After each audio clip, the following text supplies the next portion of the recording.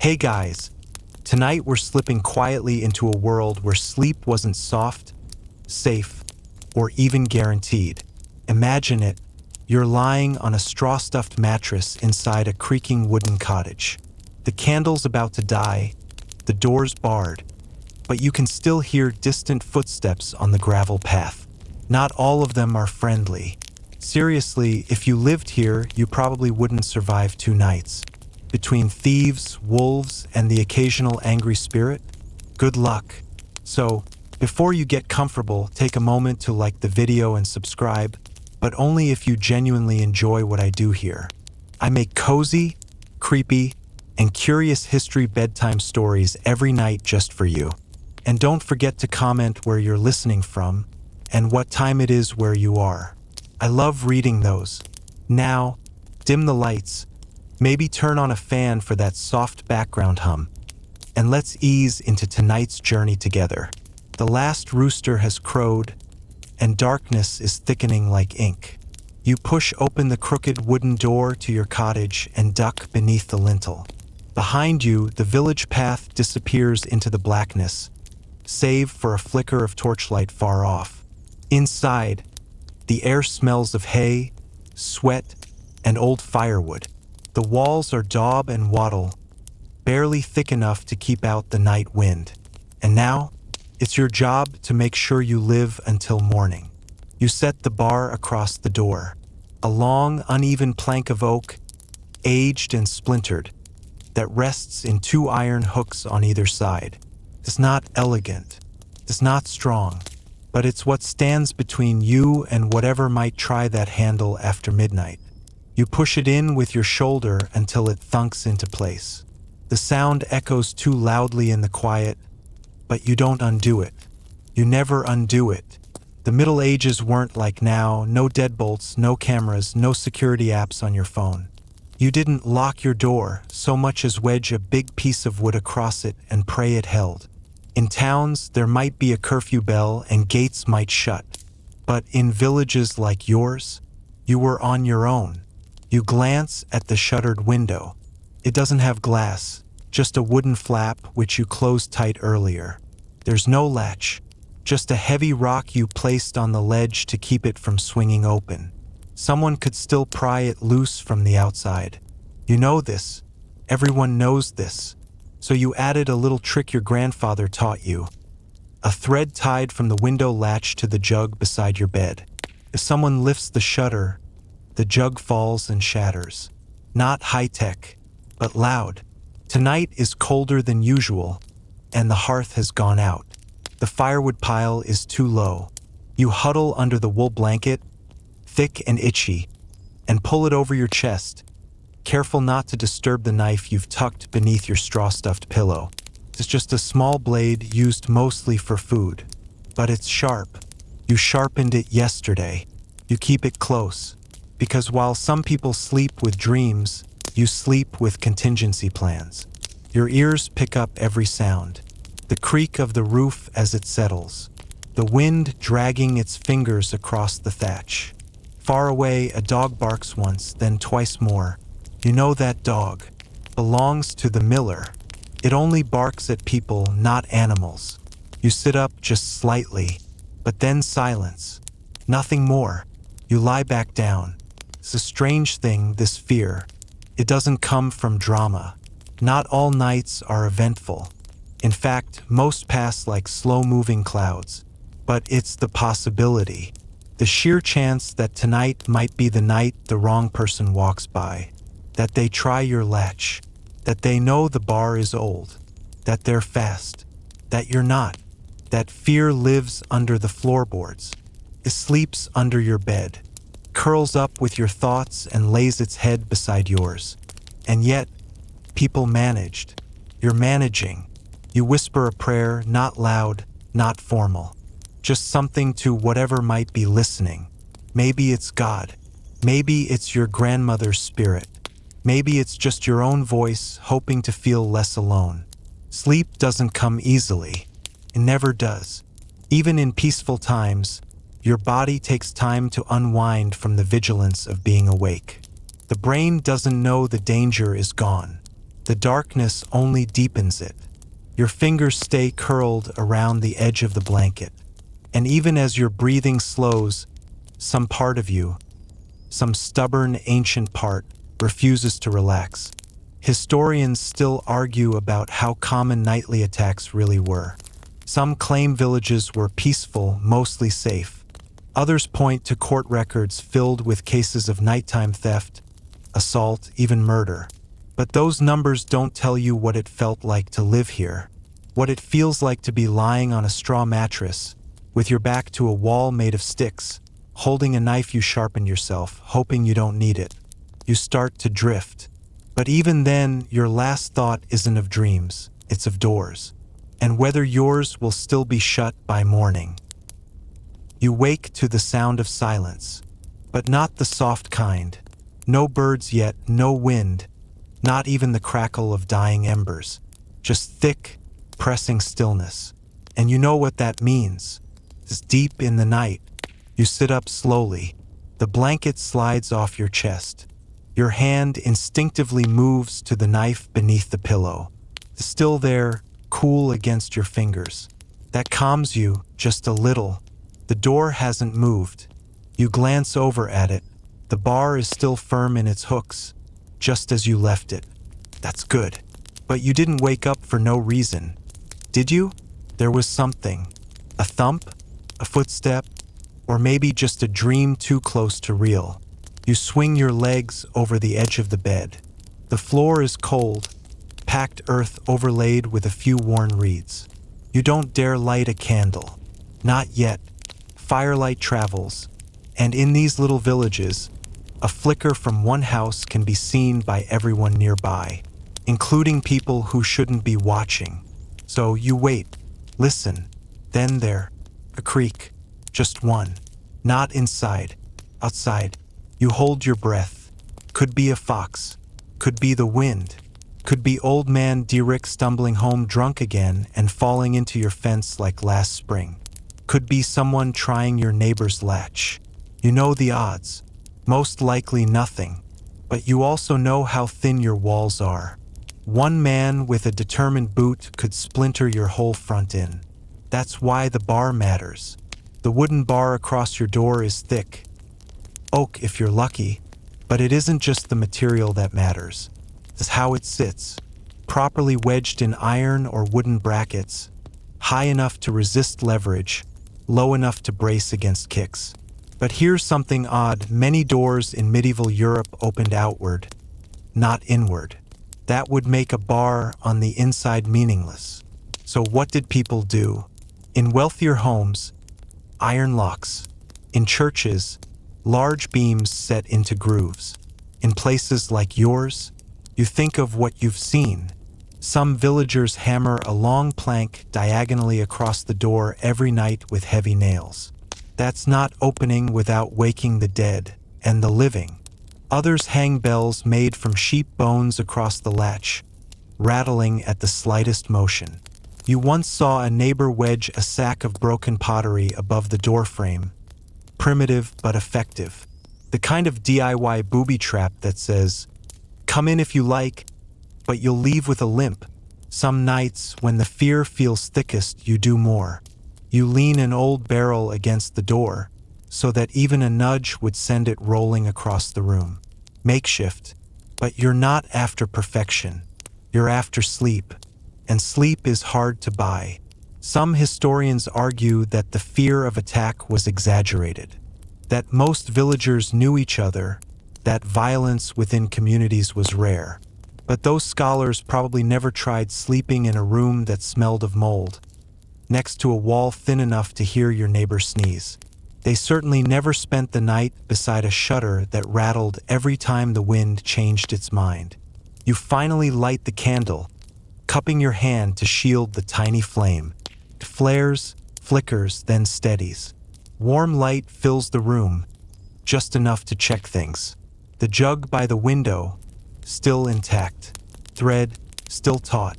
You exhale. You pick up the candle and walk to the door, not to open it, just to test. Your palm against the wood is a quiet ritual. You press your ear to it. Nothing. No breathing. No scratching. The kind of silence that makes your skin tingle anyway. You return to bed, setting the candle near the wall. You don't snuff it this time. Better to let it burn a little longer. Even if it melts down to nothing, there's comfort in light. Back under the covers, you watch the little flame dance. It casts shadows across the beams overhead. One looks like a hand, another like a fox. You blink and they shift again. You wonder what people feared most in the dark. Not just thieves or animals, but the stories. There are tales of night riders, phantom figures that move silently across rooftops, of spirits that drift into rooms looking for warmth, of the weight, a presence that sits on your chest while you sleep, whispering things your waking mind can't hear. You don't believe most of them, but there's always one story that clings to you, one your aunt told you when you were too young, of a figure with no face who comes not to kill you, but to stand silently at the door, waiting, not knocking, just listening, waiting for someone foolish enough to open it. That story still makes your knuckles clench the blanket. The candle, guttered low now, shrinks as it burns.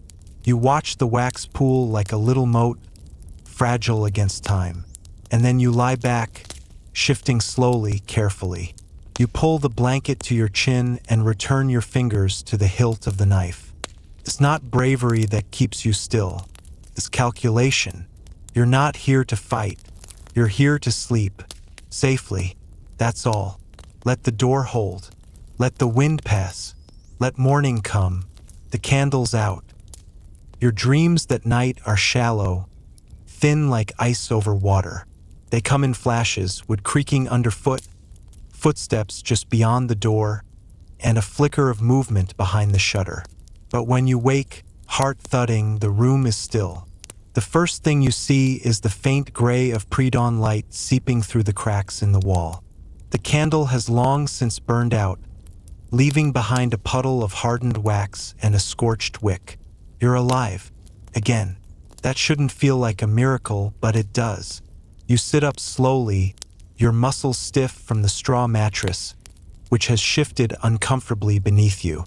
Your neck aches from sleeping in tension. You slept, yes, but not fully. Not the kind of sleep we know now where people lock their doors, set an alarm, and sink into memory foam bliss. Your sleep was the defensive kind. A nap with teeth clenched. You stand and stretch, looking around your one-room cottage. Everything's still here. The knife, the jug, the shutter, the bar across the door. You step to the door and lift the bar. It's heavier in the morning, or maybe your arms are just weary. It scrapes as you set it aside, and the sound is startling. Too loud for the quiet of dawn.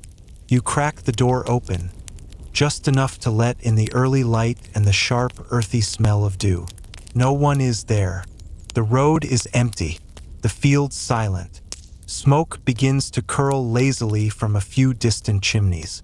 Another day. You haven't been robbed. No one broke in.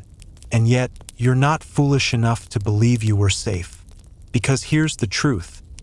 In the medieval world, you didn't rely on luck. You relied on barriers. And not just physical ones, social ones, psychological ones, rituals that made others think twice about crossing your threshold. Take, for example, the symbols carved into doorways. You've seen them. Faded marks above the frame, scratched into the wood with knives or nails. Crosses, runes, tiny eyes. Some people called them witch marks. Others just said they kept evil out. You made one last winter with a charcoal nub, just after your cousin claimed she saw something standing in the fog at the edge of the village. You didn't believe her, not really, but you made the mark anyway. Couldn't hurt. Some scholars today argue these marks were more about controlling fear than repelling real danger. Maybe, but in a world without streetlights, without phones, without the ability to lock your door with a click, belief was its own kind of security system. And then there were the practical methods, your favorites. Some nights you slept with your boots on just in case. Not comfortable, but better than fumbling for them in the dark while someone tried your latch. You knew a family that hung spoons from the rafters on bits of string, so any movement in the room would set them clinking like a chime. It sounded ridiculous until it worked. Another friend kept a clay jar filled with dry peas by the door. Step in too fast, and the spill would rattle across the floor, alerting everyone nearby. Simple, effective, and very annoying for burglars. You remember when word spread about the miller's barn being broken into. No one caught the thief, but everyone in the village suddenly had their own version of a noisemaker trap by the end of the week. Fear breeds innovation. There's one night you won't forget. You were staying in a cottage farther out from the village, near the woods. You weren't alone. 3 of you huddled in the one-room hut.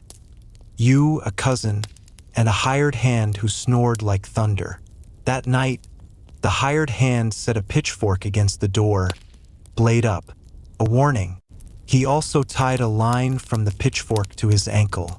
Sometime around midnight, the pitchfork clattered to the floor, and he sat up in an instant, wide-eyed and knife already drawn.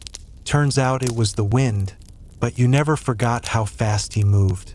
Sleep in the Middle Ages wasn't a pause, it was a gamble. And then there were the communal protections. You remember the village curfew bell. It rang every night just after dusk, a slow, echoing sound that reminded everyone. Time to be indoors. Time to shut the shutters. Time to bar the doors. After that bell rang, anyone found wandering without reason could be arrested, or worse, assumed to be up to something. It wasn't just about safety, it was about suspicion. There's even a strange legal custom you once heard, where certain villages held watchman oaths. Groups of men took turns patrolling streets, listening for trouble. But they were also expected to knock on doors and check locks, which was funny, since most doors didn't have locks. So instead, they just listened, for crying, for arguments, for doors creaking open too late at night. Sometimes they weren't looking for burglars. They were listening for sin.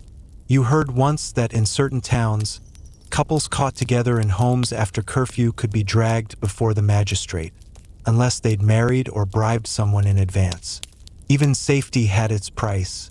It all seems absurd now, doesn't it? But this was the world. A world where sleep was a luxury, where trust was earned, not assumed, where the creak of wood or whisper of wind could spike your heartbeat. And yet, people did sleep, somehow, because despite the fear, the cold, the rustling at the window, or the occasional nightmare with teeth, your body still needed rest, and your mind, however guarded, still wandered. Tonight, you'll do it again.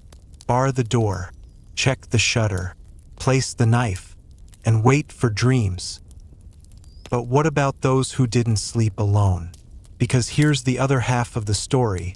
Most people in the Middle Ages didn't sleep by themselves. Not because they loved company necessarily, but because they had no choice. Space was precious. Privacy was a myth. You've shared a bed before, of course you have. A straw mattress barely wide enough for 2. But 3 of you curled up on it anyway, like spoons in a drawer.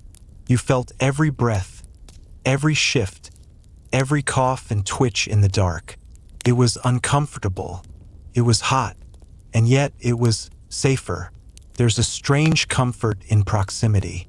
You felt it most during those long winter nights, when the wind howled and wolves were heard in the distance. 1 person sleeping is vulnerable, but 3, that's a unit, a team, someone to wake the others if danger came. And people did more than just share beds. They shared entire sleeping chambers, families, servants, apprentices. In taverns, strangers would sleep side by side on wooden planks, separated only by cloaks and exhaustion. You remember one night in a roadside inn, nestled between a merchant who snored like thunder and a monk who muttered in his sleep. No one talked much, sleep was serious business. but everyone kept one eye half open. Your hand stayed near your belt pouch the whole time. Still, you rested. Sort of. It's strange to think now, in a world where sleep is packaged in blackout curtains and weighted blankets, that once people depended on each other for rest. Not just emotionally, but physically. Like sentries taking turns, your body let go only because it knew someone else was still awake. You remember the old stories, told by firelight. Don't sleep with your back to the door. Don't snore too loud. It draws spirits. Don't let your feet stick out from the blanket.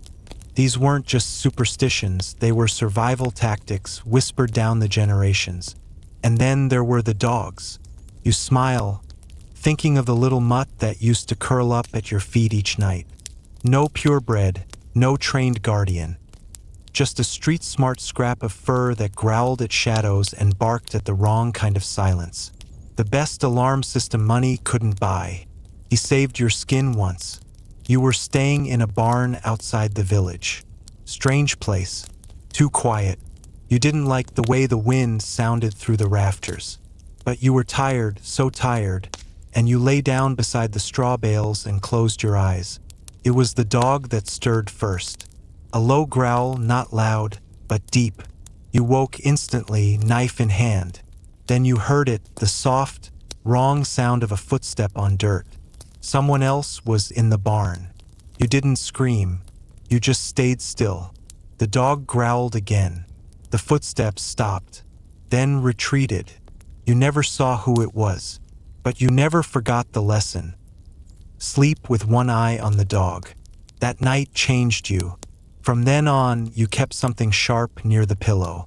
You changed where you lay down, kept your back to the wall. You even rigged little traps, nothing fancy, just tricks to wake you before someone else could. And you started sleeping in parts.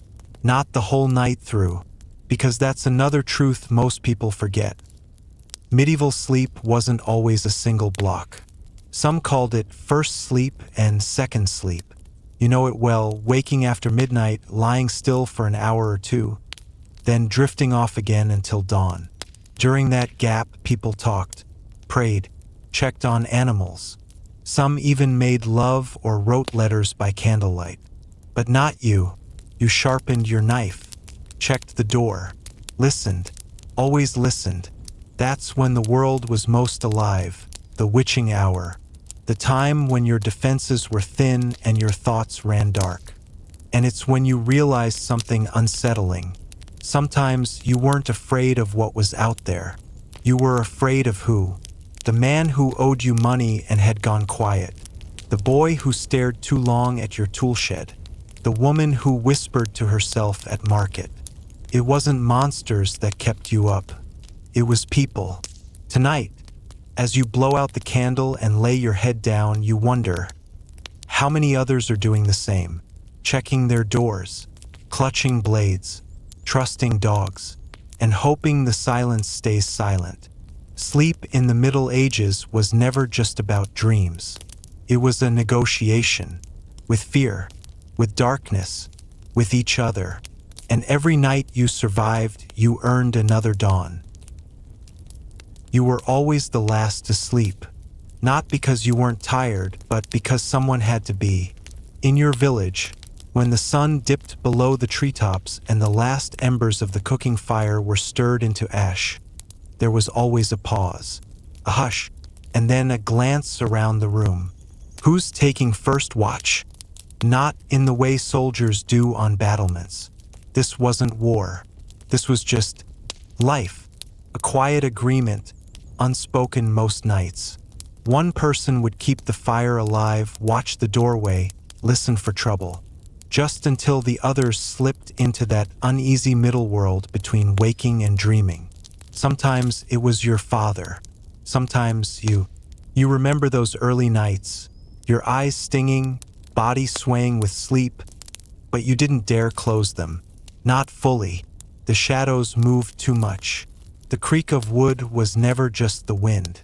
You learned to tell the difference between the settling of thatch and the footfall of something with intention. The fear wasn't constant, came in waves.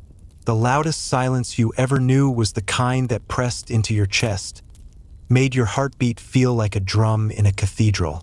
But still, you stayed awake. And eventually, you learned the trick. How to sleep without sleeping. How to drift just enough. Head resting on folded arms, eyes half-lidded, ears still sharp. A state between states. You could hear the others breathing. A baby cooing in its sleep. Someone shifting under a wool blanket. The low, sweet sigh of your mother as she turned for the fourth time. All of it painted the walls of your awareness. You were the sentinel, not because anyone made you, but because no one else would. And in those hours, you learned something peculiar. Fear doesn't always shrink with the light. Sometimes, fear sharpens. Sometimes it speaks. There were nights the wind sounded like whispering. Nights when the animals refused to settle. Nights when you thought you saw something, someone, standing far off, just beyond the fence line, in the tree-line mist. You never investigated. You never told the others. You just watched and prayed they never noticed. That kind of awareness, it marks you, makes your nerves different. You walk lighter. You close doors gently but with certainty. You never let your back be exposed for too long, not even indoors. Because medieval protection didn't come from architecture, it came from vigilance. You learned early on that doors could be locked, but locks didn't stop men with fire. That walls could be high, but a determined hand found a way. That danger didn't always knock. So you made yourself the barrier. You placed bells on the door strings. So quiet, so clever. A trick you picked up from a traveling tinker. They jingled if touched, even lightly. You scattered grain outside the entrance, so footsteps would leave their signature. You set a board loose near the doorframe, just enough to creak under unfamiliar weight. None of it would stop someone, but it would wake you, and sometimes that was all you needed. You remember the night it worked. A subtle jingle, just a breath of sound. You opened your eyes instantly, hand already on the hilt of your blade. It wasn't a man. It was a child. A girl, barely 7, filthy and starved, reaching for the last of your bread. You didn't kill her. You couldn't. You gave her the bread, and she vanished like smoke. But the lesson stayed. Not all threats are enemies, and not all protection is violent. Still, you sharpened your tools the next morning. Because kindness doesn't guarantee safety. Nothing did. That's the truth no one says out loud. There was no perfect protection while sleeping. No magic ritual, no sacred amulet, no surefire barrier. People tried everything. Charms on windows, holy water above the bed. One man in your village even buried iron nails under his mattress to ward off demons. He still died in his sleep. Heart failure, most said, but others whispered of witches. You never knew what to believe, only that every night sleep came with a cost, and you paid it gladly, because there was no alternative. To stay awake forever is to go mad. So you took the risk, night after night, knife under pillow, bell on the door, heart still pounding, and still you slept. Because survival wasn't just about building walls. It was about knowing when to close your eyes and trust the measures you'd taken. And maybe, just maybe, that someone else would take the next watch. It wasn't always you on watch. Sometimes, it was an old woman with cloudy eyes and a spine like a question mark, muttering prayers as she sat by the dying fire. Sometimes, it was a boy of 12 who tried to look brave but kept glancing at the window. And sometimes, just sometimes, it was no one. Because in medieval villages, life had a way of making exhaustion communal. There were nights the whole household collapsed like falling bricks. Arms splayed, mouths open, sleep taking them without permission. And when that happened, you didn't dream of demons or raiders. You dreamt of fire. Fire because it didn't knock. It roared. No warning, no courtesy, just a sudden gasp of orange in the night, and then everything you owned turned to smoke. Which is why one of the earliest and simplest forms of night protection wasn't for the body, but for the house. The fire cover. It was a metal lid shaped like a shallow bowl with a handle. You'd place it over the hearth at night, choking out the flames. Not completely, just enough to keep the embers alive but contained. It was called a couverture de feu in France. And in your home, it was sacred, because the difference between waking up warm and waking up dead was often measured in inches of smothered ash. You learned to set it just so, not too tight or the flame would die, and you'd be relighting from scratch at dawn. Not too loose or a wayward spark might leap onto the rushes, and well, no need to explain that part. It became part of your ritual. Snuff the candles, place the cover, check the door, tap the floorboard, count the breaths of those around you. Only then, maybe, did you dare lie down. Your bed wasn't soft. It was straw wrapped in linen, with a blanket that smelled like goats and damp earth. But it was yours, and you'd grown used to the itch, the occasional mouse skittering underneath, even the snores of the others pressed shoulder to shoulder with you. What you didn't grow used to, the dreams, because sometimes your mind played cruel games. You'd drift off thinking of saints and safety, only to find yourself back in that night again, the one where your neighbor's barn caught fire. You remember running barefoot through mud, the heat licking your face, someone screaming for a child that wasn't there. You remember the chickens, their wings on fire. It wasn't your barn, but it might as well have been. After that, you started sleeping with a water jug beside the door, just in case. You weren't the only one. Villagers had their own little quirks. One woman hung garlic over her door, said it kept bad spirits from crossing the threshold. Another scattered salt in a circle around her sleeping mat. And old Rorik? He placed a bowl of milk under his bed each night. For the Fae, he said, better they drink that than my blood. He wasn't joking. People did what they could, because deep down, they all knew. Night wasn't just darkness. It was a realm, place where rules bent, where things whispered your name through the cracks in the wood. And so protection became personal, half superstition, half desperation. And maybe a little faith. Faith that someone would still be watching, even when you couldn't anymore. You remember the comfort of that, knowing that for a few hours your safety wasn't entirely your own. And in the rare moments when you were the one curled up first, when someone else said, "I've got it tonight," and you believed them, you slept deeply. You dreamed less, you woke lighter, but those nights were rare, because protection wasn't a shared burden, it was a rotation.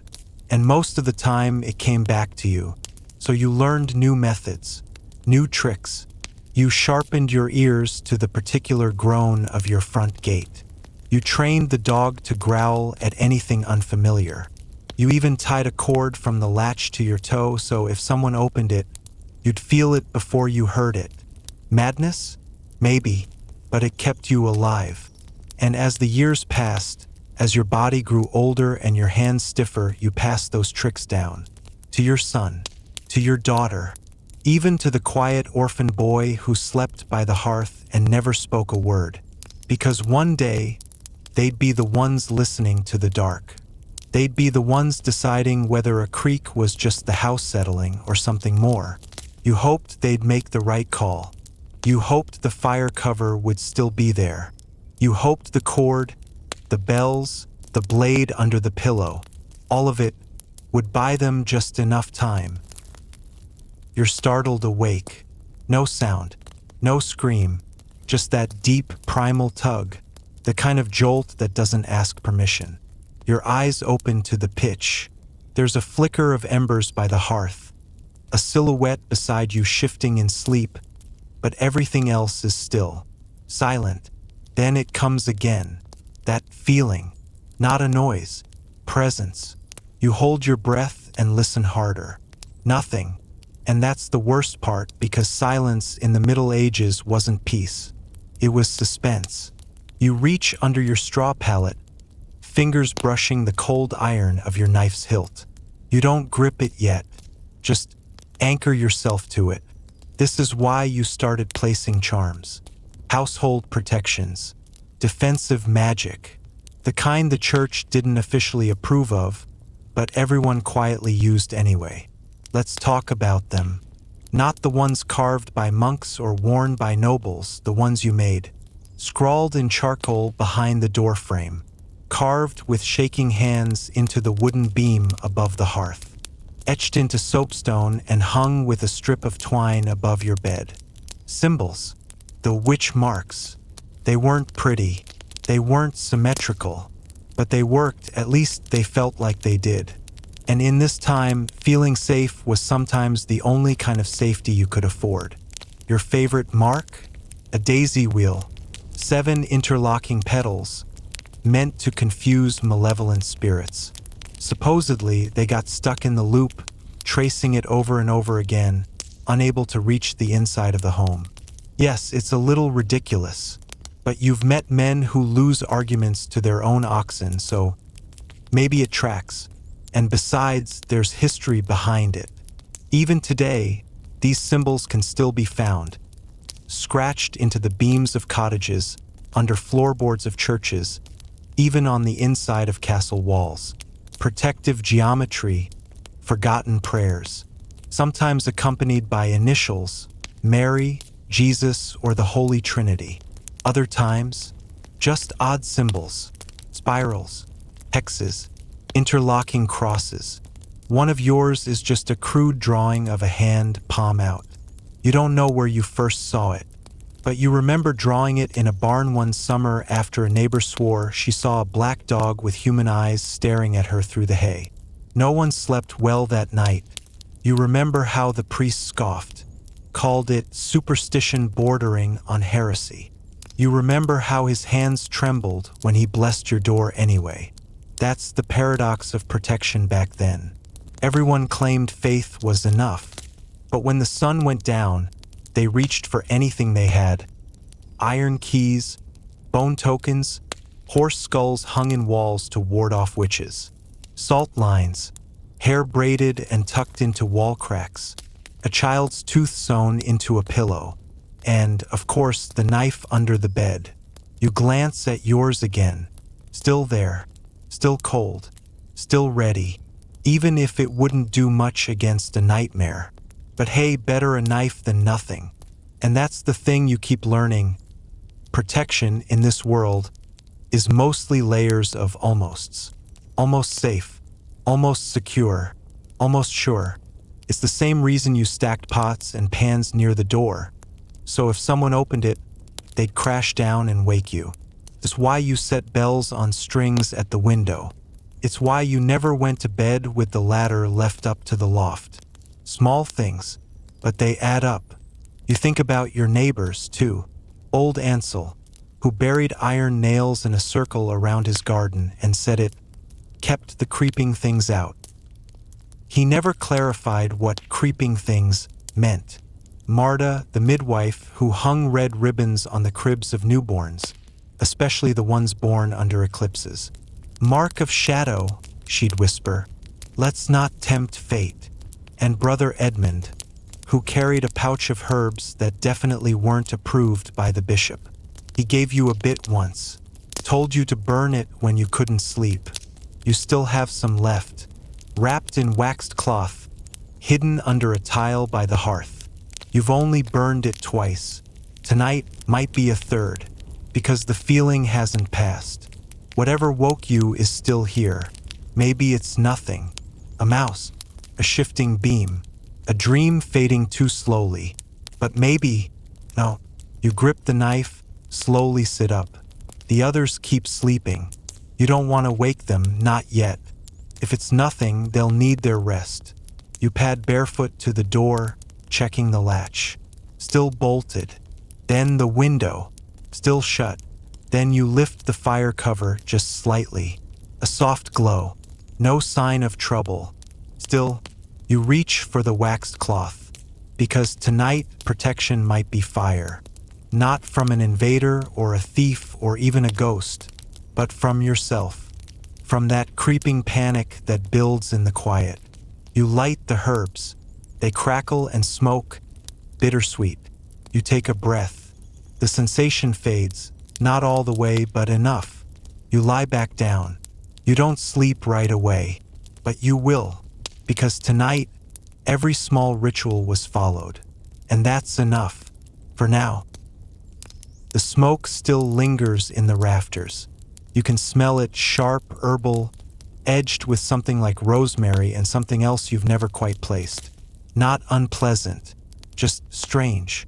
Familiar in a way that suggests you've smelled it before, maybe in childhood, maybe in someone else's house. Memory smoke. The fire has settled again. Your knife is back beneath your bedding. You're lying still, your body slowly unwinding, muscles loosening like tightly coiled rope left in the rain. It's quiet now, truly quiet. But in this darkness, your mind starts wandering, because even when protected, you're never entirely at ease. You start thinking about what happens after the walls fail, after the door's broken, after the marks are ignored. You start thinking about revenge, not yours, but the other kind, because tonight's not just about protection. No, we're stepping a little deeper into the shadows, where the line between defense and vengeance blurs. You see, in the Middle Ages, not every danger could be solved with walls or charms. Sometimes things went wrong, sometimes horribly so. And when they did, when a family member vanished in the woods, when a child died unexpectedly in the cradle, when livestock fell sick one after another, people didn't always call for help. Sometimes they struck back. You've heard stories, of course. We all have.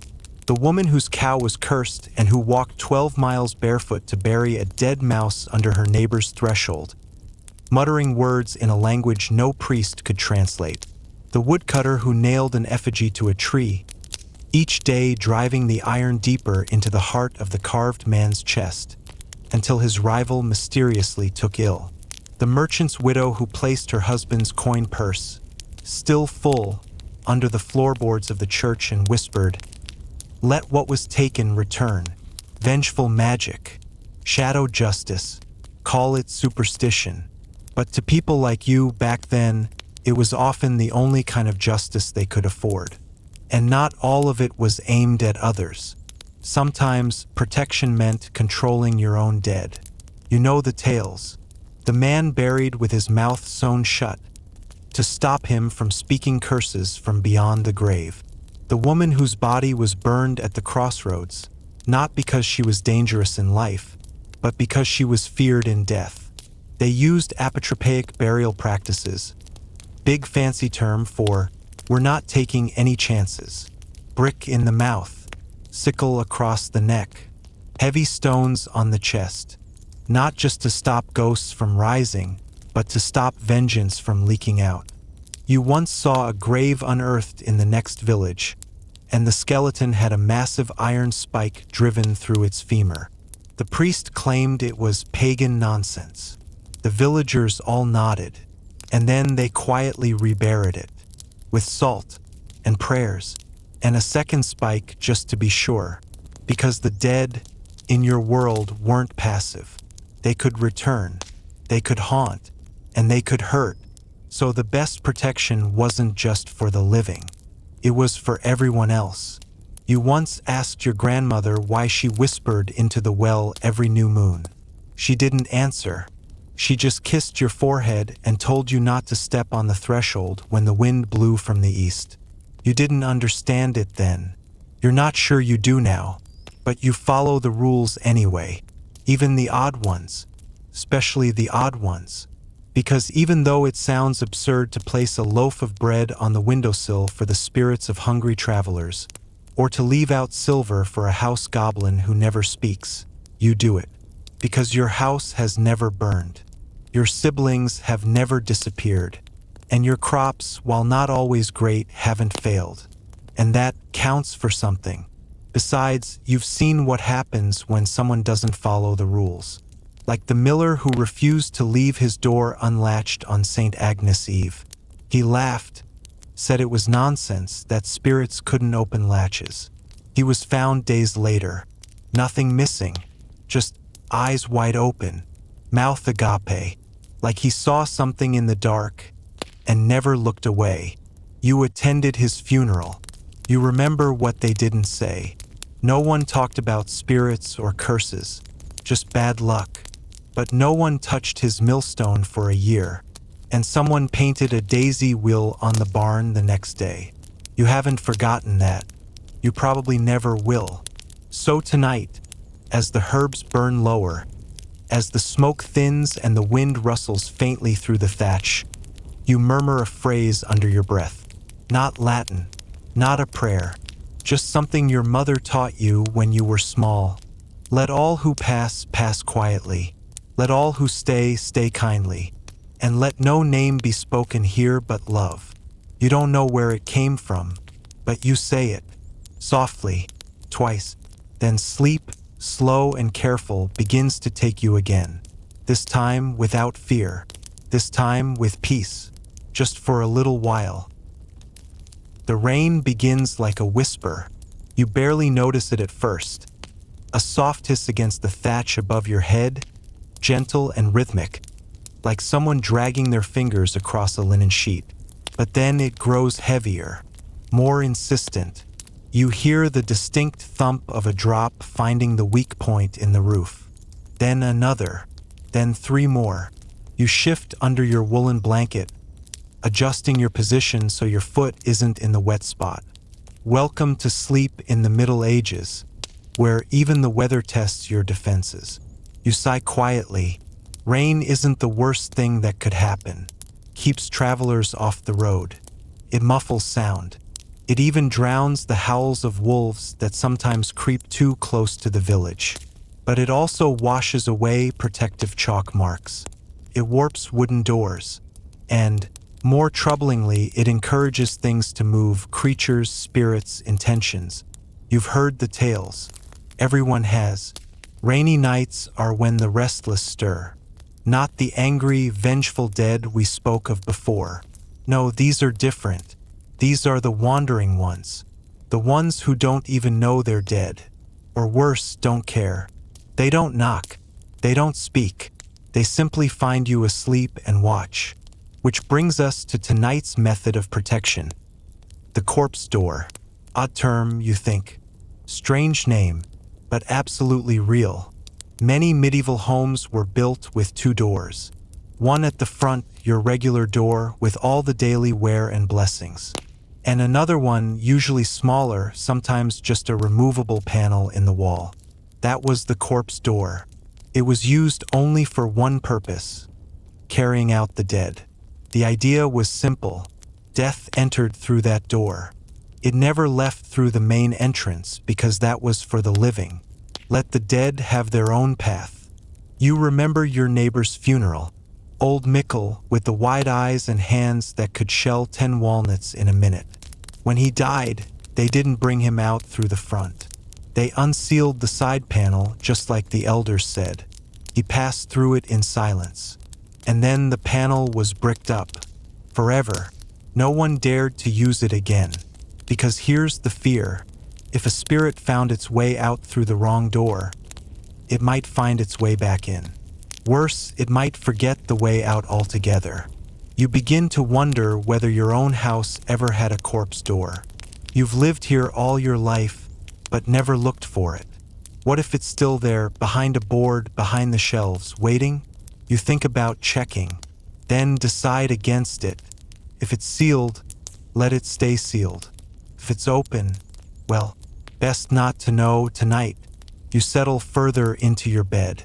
Rain is still tapping its quiet beat, and you can almost imagine it's lulling you to sleep, except you're too aware now, too awake, because you start to recall another tale. One that isn't told often anymore. One they used to whisper when they thought you weren't listening. The knocking woman. She comes only in the 3rd hour after midnight. They say she lost her child during childbirth and wandered from house to house, seeking shelter. but was turned away from each door.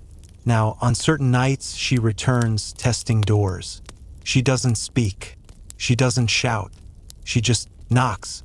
3 times. Always 3. If you answer, she enters. If you don't, she leaves. But only if your door hasn't been used by death. If it has, then she knows. She recognizes. Because that's how she was taken, through a door not meant for dying. You've never heard her knock. But a few winters ago, your cousin swears he did. 3 short raps. No footsteps. No voices. He waited. He didn't answer. But in the morning, the chicken coop was empty. Every feather neatly stacked in a pile. No tracks. No blood. Just a silence that felt colder than frost. People say animals are the first to go. Then come the lights. Then the names. Then you. Again, just a tale. But tonight, the shadows feel deeper. The edges of the room darker. The usual sounds. Creaking beams, shifting blankets. Feel less like the house settling and more like something moving through the walls. You remind yourself you've done the protections. Knife under the bed. Shoes turned the wrong way. Bread left on the windowsill. You even left the iron key under your pillow. Just in case. And still, there's that feeling, that sense that something is just outside your understanding. Maybe that's how they felt, too. The people who built corpse doors. The ones who heard knocks. The ones who drew daisy wheels into the beams and whispered rhymes before bed. Not because they believed they would work, but because they couldn't afford to believe they wouldn't. So you do the same. You reach toward the low shelf beside your bed. Your fingers brush the small pouch there. A mix of salt, rosemary, and dried lavender. You scatter a pinch across your chest.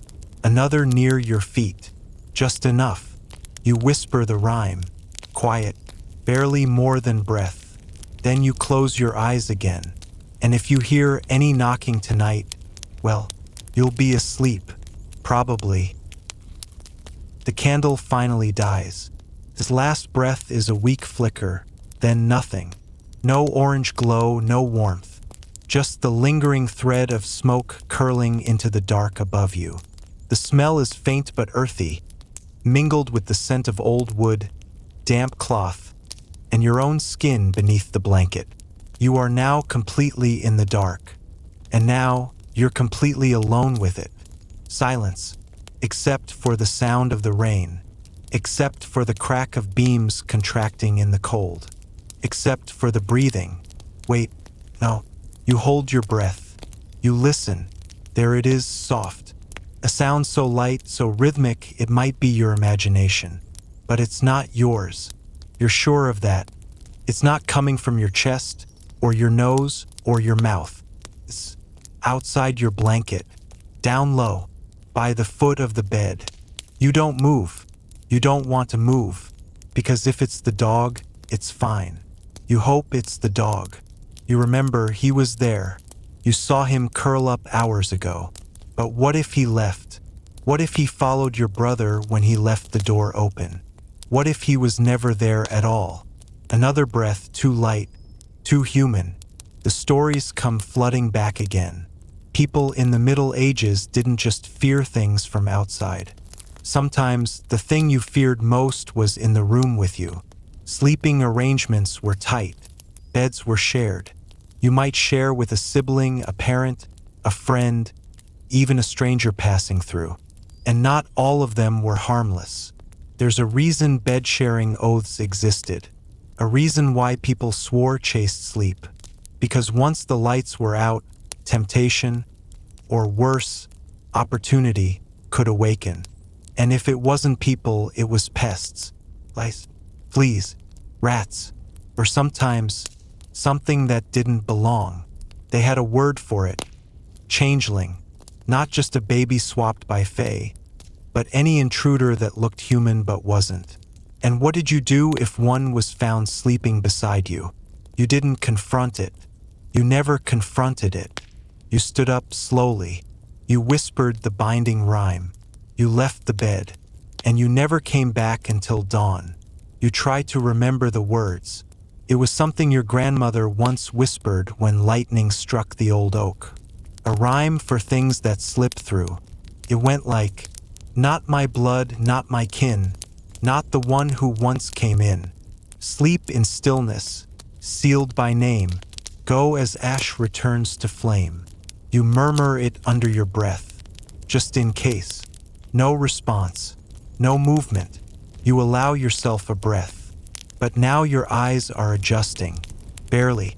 Shadows move as your mind sketches outlines from memory. The shape of your cupboard, the corner where your cloak hangs, the heavy beam above you, and then a glint, metal, low by the bedpost. The sword, your own, still there where you placed it. A comfort, though you doubt you'd be fast enough to use it if something truly unnatural appeared. Still, it's better than nothing. In the Middle Ages, everyone slept armed if they could.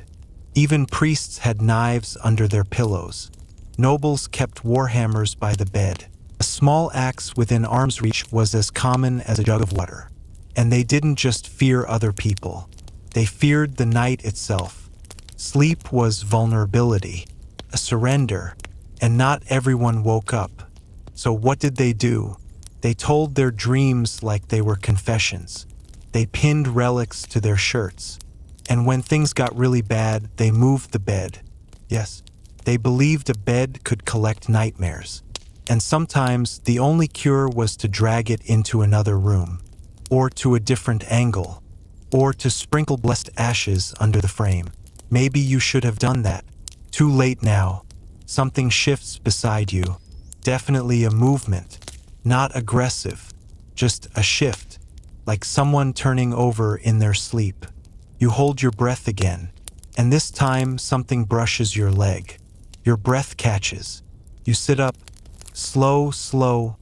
Blanket falling away from your shoulders. Cold rushes in. You don't reach for the sword yet. You look first. And then you see it. 2 eyes. Not glowing. Not monstrous. Just eyes. White, brown, and utterly confused. It's your brother. He must have come back late from the fields and slipped into bed without waking you. You blink. He stares at you. "What?" he mumbles. You don't answer, because now you're trying to remember something else. You locked the door. You bolted the door. And he doesn't have a key. So how? You don't say it. He's already turned over, muttering in his sleep. But you don't lie back down. Not yet, because maybe it's him. Probably. It has to be, right? You get out of bed. You walk to the door.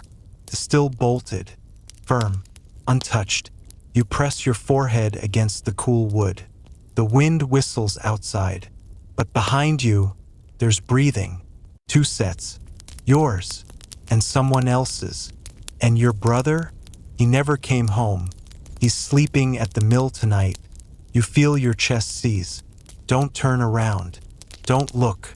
Don't check. You whisper the rhyme again. And again. And again. And you wait for dawn. It's the only thing left to do. Dawn never comes quickly enough. You sit on the edge of the bed, not daring to face the thing behind you. The rhyme loops in your head like a lifeline. Not my blood, not my kin, not the one who once came in. Sleep in stillness, sealed by name, go as ash returns to flame. Again and again, the room stays cold. Still, the second set of breaths never falters, measured, human, familiar, but not. You don't sleep, you don't speak, and you don't look. In the Middle Ages, people believed strongly in thresholds, borders between worlds, between states of being, between the waking and the dream. The doorway, the moment between night and dawn, the line between life and death. They also believed you shouldn't cross a threshold unless you were invited. The question now is, what did you let in? You glance at the crack beneath the door. Is that? Yes, the light. Pale, thin, and blue. Morning. Finally, you turn slowly. The bed behind you is empty. The blanket untouched. No indent, no warmth, just you and your heartbeat. You check the bolt again, still firm, still closed, and when you open the door, there's dew on the grass, a rooster in the distance, someone hauling buckets toward the well. Life once again resumes, but you're not quite the same. Not anymore. For centuries, sleep was never taken lightly. To medieval minds, it was as sacred as a ritual and as dangerous as death. They prayed before it. They feared what came during it. And they often celebrated surviving it. Some people tied bells to their bedposts not just for thieves, but for spirits. Some scribbled sigils in chalk above their pillows. Others, especially in Ireland and Eastern Europe, tucked iron nails into the corners of their rooms to keep out the otherworldly. And all of them told stories of things that visited in sleep, of loved ones who never woke up, of something else that wore their faces. You step out into the morning. People greet you. You nod, say little. The dog waits at the foot of the stairs, tail wagging. He never came up last night. You know that now, but you're not sure what did. And when your brother returns at noon, muddy boots, tired smile, you ask nothing. You just watch his eyes. Make sure they're his. Make sure he blinks. Make sure he casts a shadow. And as night falls again, and the candle burns low, you set out salt at every window. You place the sword where it was before, and you whisper the rhyme once more. Not my blood, not my kin, because history isn't just about wars or kings or castles. Sometimes it's about the quietest room and what you might meet there while sleeping. You wake to the rustle of straw, not yours, someone else's. The still night, you can feel it even before opening your eyes. That cold pressure in the air, like the world is holding its breath. Your eyelids flutter, and you see it, a shadow across the ceiling, moving, not creeping, looming. You don't scream, you wait, because in the medieval world, you were taught something early on. If you feel watched while you sleep, do not move. Welcome to the world of night guards and family sleepers, the strange human choreography that happened when dozens had to share the same sleeping space. Forget privacy. Forget silence. Forget the illusion that someone wasn't watching you all night. In most medieval peasant homes, everyone slept together. And I mean everyone. Parents, children, cousins, even the neighbor's apprentice if he was too drunk to walk home. Beds weren't for 2 or even 3, they were for the whole unit. A mattress? If you were lucky. A wooden platform? More likely. The floor? Most nights, yes. But here's the real kicker. Someone always had to stay awake. Why? Because doors didn't lock well. Because fires might catch. Because thieves, wolves, and worse were very real threats. So in every extended household, someone was chosen as the night watcher. A rotating role, taken on with the seriousness of a knight's vow. Your job? Sit by the embers. Listen. Snuff danger in the dark. You get your first shift at 13. They tell you, don't let the fire die, or it won't be the cold that kills us. It sounds dramatic, but by morning you understand. The wind snakes in through every crack. Without that glowing pile of ash, the air turns hard, and even the breath in your lungs feels brittle. You rub your hands together and count how many times someone talks in their sleep. It's more than you want to know. You also learn something else. Not everyone keeps still when they sleep. Some twitch, some kick, some moan names, not always the names of their spouses. Once, you saw a girl sit up, stare directly into your eyes, and say, "Don't let him in." Then she lay back down. She didn't remember in the morning, but she wouldn't go near the river that day. The thing is, this wasn't weird in the Middle Ages.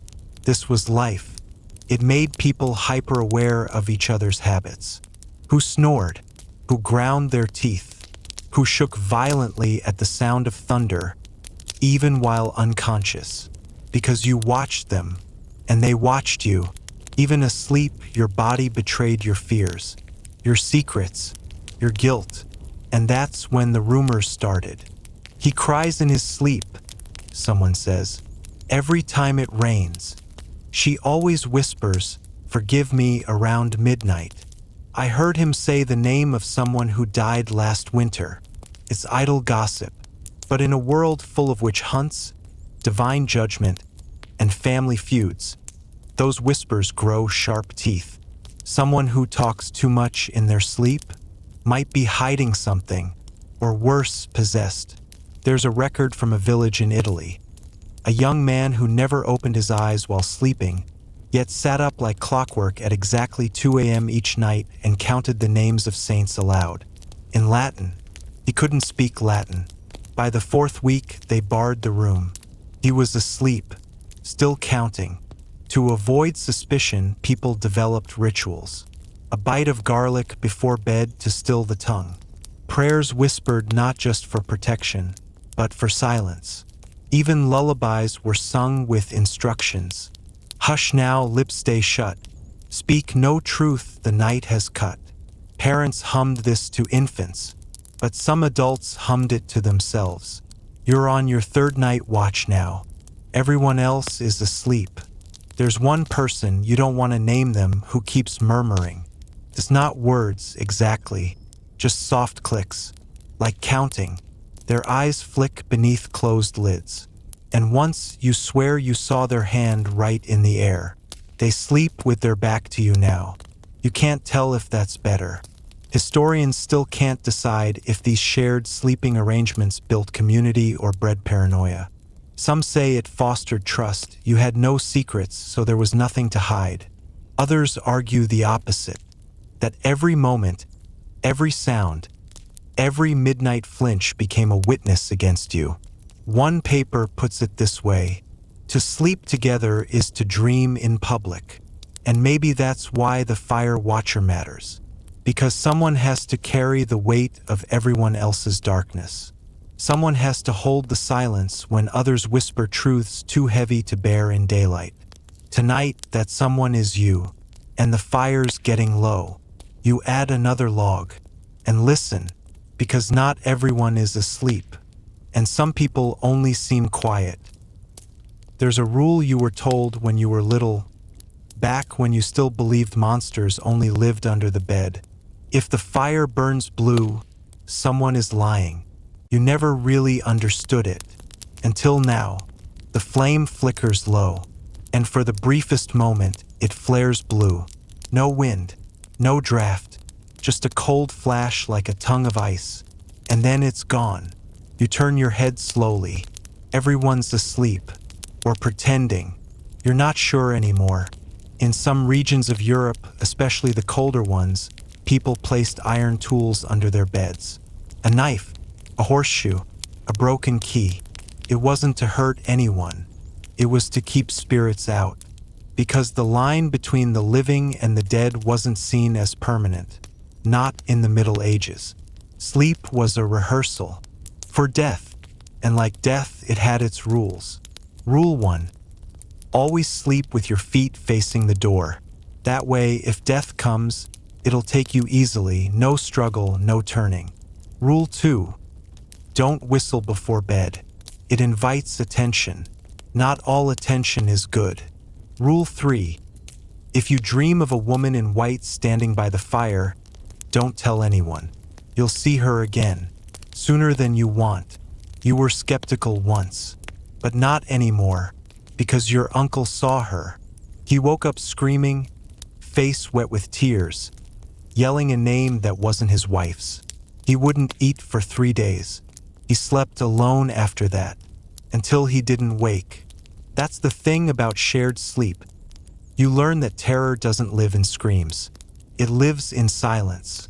In the way someone's breath catches for no reason. In the way an old man clutches a talisman tighter at night, even though he denies believing in magic. In the way dogs growl at empty corners, then whimper as if to apologize. Dogs. They were the first protectors of sleep. Long before locks or night guards, a small mutt at the foot of the bed was more than comfort. It was warning, because animals sense things humans cannot or pretend not to. If a dog rose at night, ears sharp, staring into the dark, no one moved. They waited, breath held, until the dog lay back down.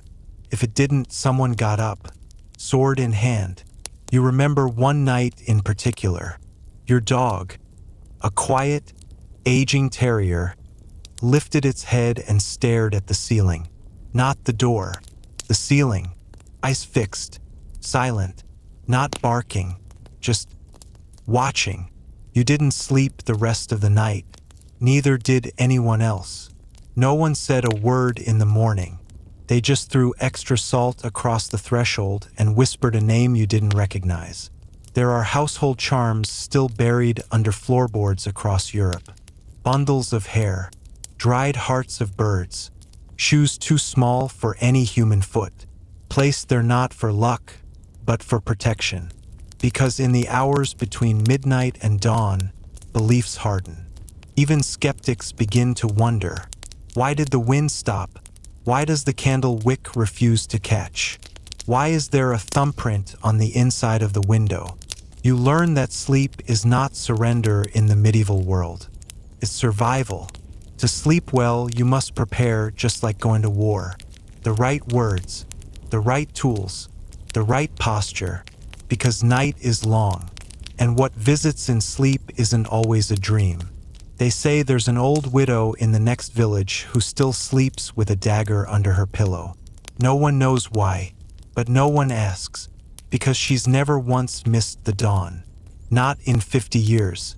And in a place where the average age is 39, that's more than impressive. It's unsettling. So tonight you lie on your straw mattress. The fire's steady now. The dog is curled at your feet. The door is barred. And still your eyes refuse to close, because you're the only one awake. And in this world, sleep isn't just rest. It's a risk, and someone has to stand guard.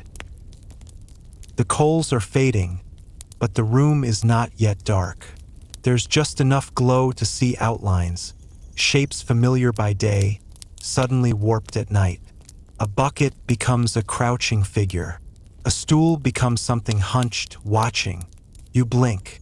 The illusions vanish. But your heart doesn't get the memo. You pull the wool up tighter. And still you don't sleep. Because tonight's not quiet. Not entirely. There's a sound soft, subtle, like wood creaking in rhythm, but no one's walking. You glance up. The beams overhead, solid oak, ancient, are breathing again. Not literally, of course. But in these homes, the timber talks. Medieval people believed that houses held spirits. Not ghosts. Something older. Something woven into the wood itself. That's why, before moving in, families often blessed the beams, or bled into them. It's called a building sacrifice. You bury something, an animal, sometimes more, at the foundation to appease what dwells beneath. Some say it's superstition. Others say they've heard houses scream during storms. No thunder, just screams in the walls. You don't believe that part, of course. Mostly. Your neighbor once said, "Don't trust a house that's too quiet. A good home creaks, groans, breathes with you. If it ever goes silent, leave. Because that's when something else is listening. And if it listens long enough, it might start to answer." Protection in the Middle Ages wasn't just about swords and locks.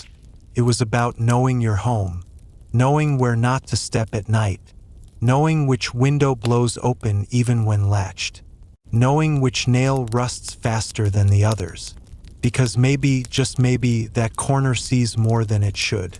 Tonight, as you lie half awake, you hear someone mutter in their sleep, a word in a language you don't know.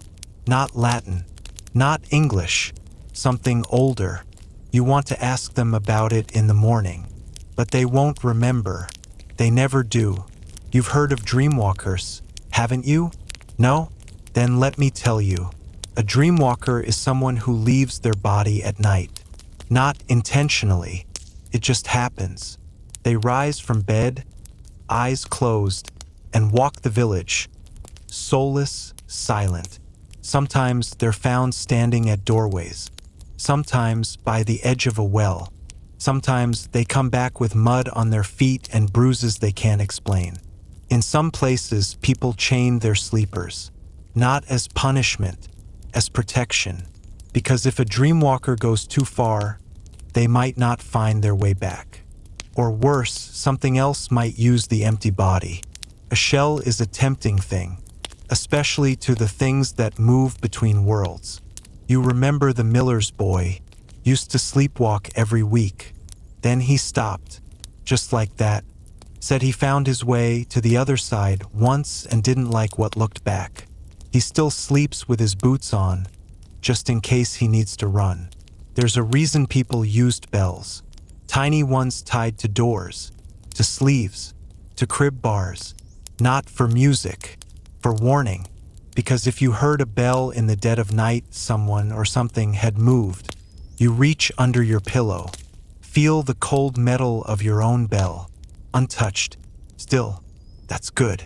But your gut still twists, because not everything that walks at night sets off sound. Some just cast shadows. Shadows with no source. The fire is nearly out now. The house is creaking again, normal this time. Maybe. You pull the blanket tighter, hoping the weight will pin down your thoughts. Because they're fluttering, wandering. And as we both know, a wandering mind at night can open the wrong doors. You close your eyes anyway. You don't dream tonight. At least you don't remember. But just before dawn, you wake with a start.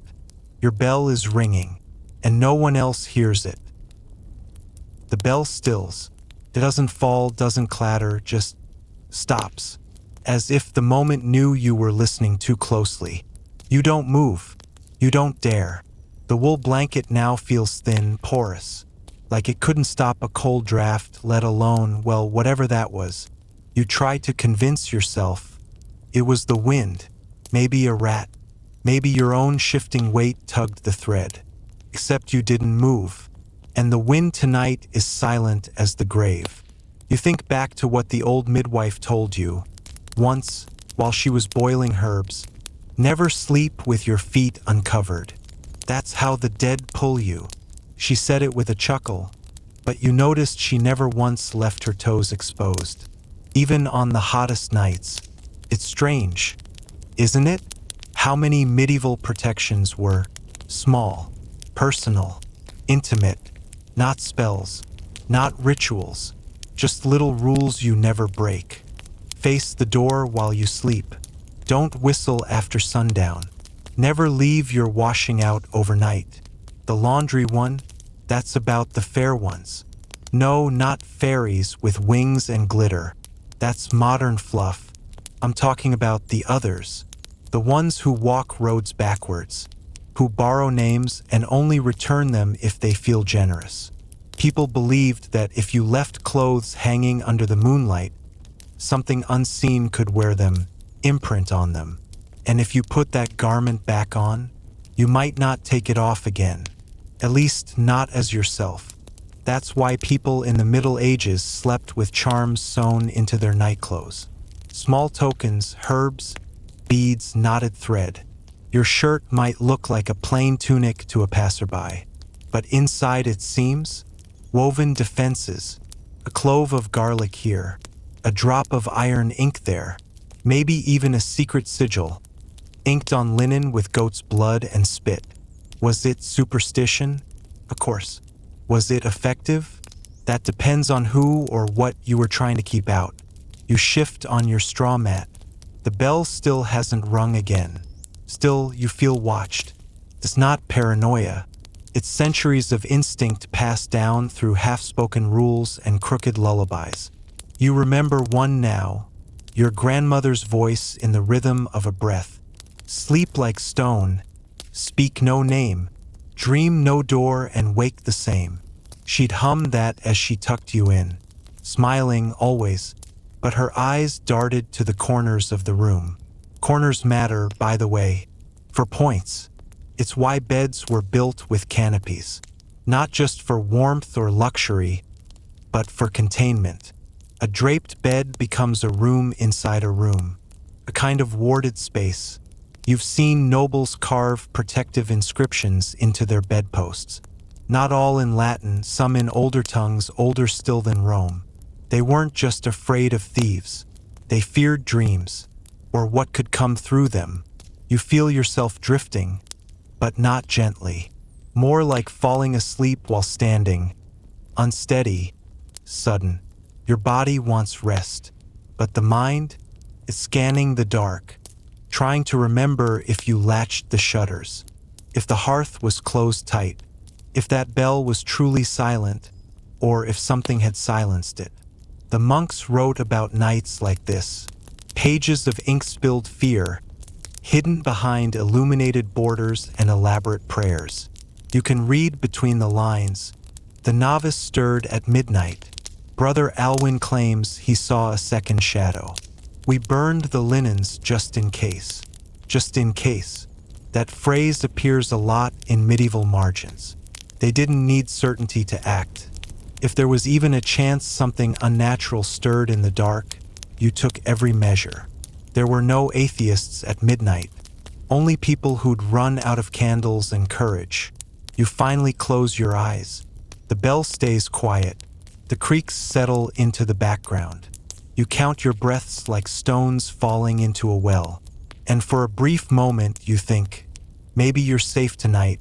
Then you hear it. Not a bell, not a creak, but something worse.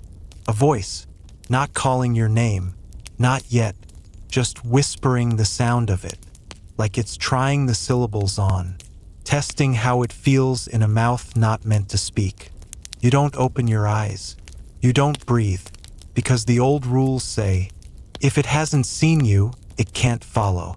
And if it's already inside the room, well, morning never arrives in the Middle Ages.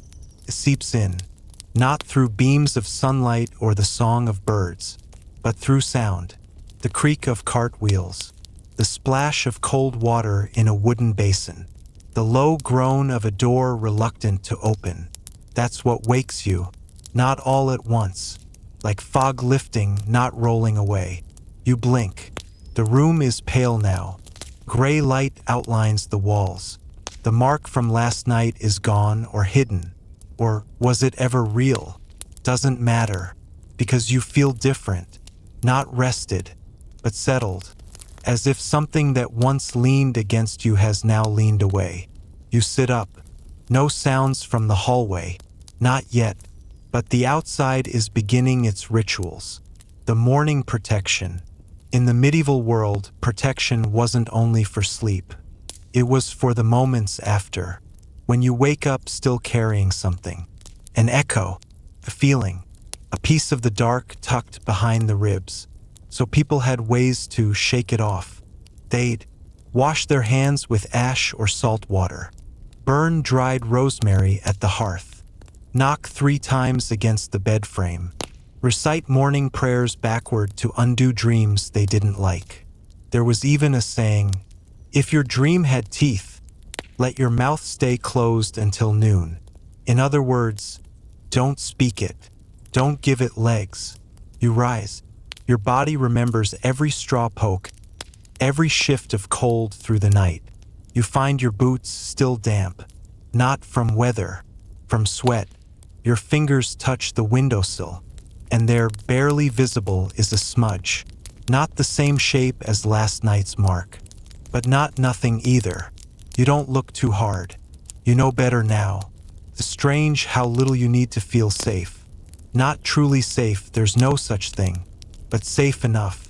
A closed door, a whisper learned from your grandmother, a sachet hidden beneath hay, and knowledge that you are not the first to feel this way, that others have fought sleep before you, not from insomnia but from belief, from stories passed down not for comfort, but for survival. You step into the hall.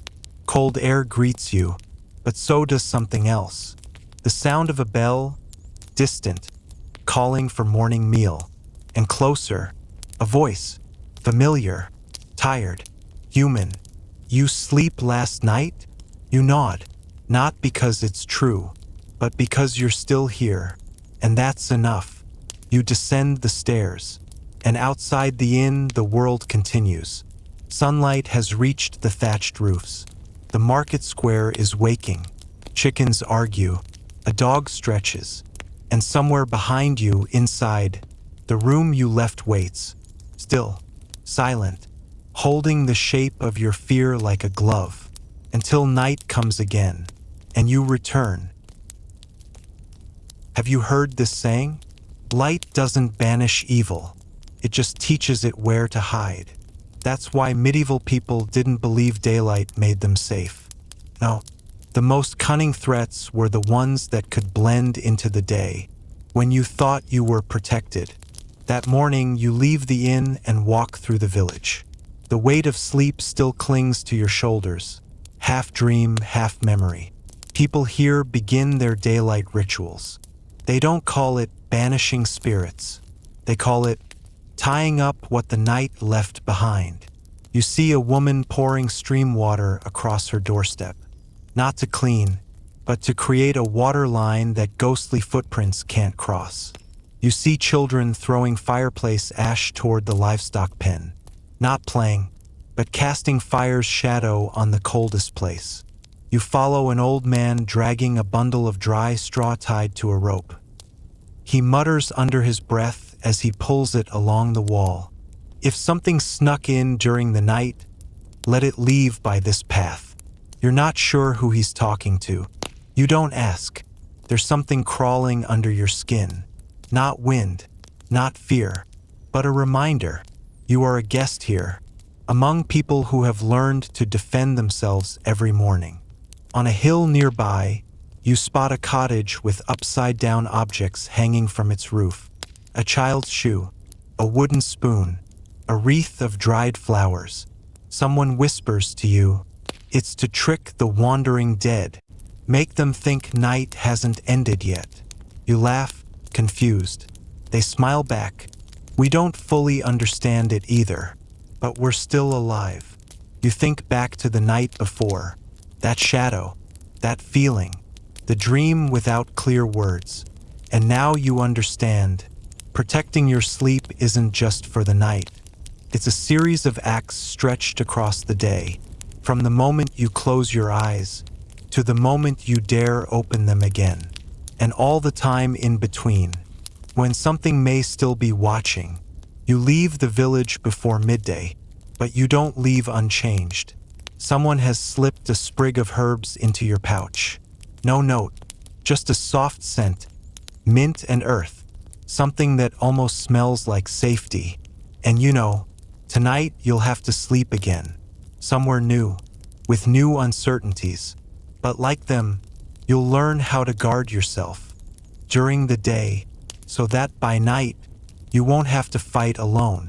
Historians still debate whether these dawn rituals actually protected people from the supernatural, or whether they were simply acts of comfort, fending off the dangers within the human mind. But perhaps to a medieval villager, just doing something was enough to get through one more day. You walk on, your steps lighter than the day before, not because you are stronger, but because you now know you are not the first and not the last to protect your sleep with whatever you have. By the time you reach the next village, the sun is already starting to droop, not quite setting, but definitely thinking about it. You're tired, not just in your legs, but in that deep place where fear used to live. Now it's just quiet. For now, the locals don't greet you like strangers. They barely look at you, because tonight isn't about you.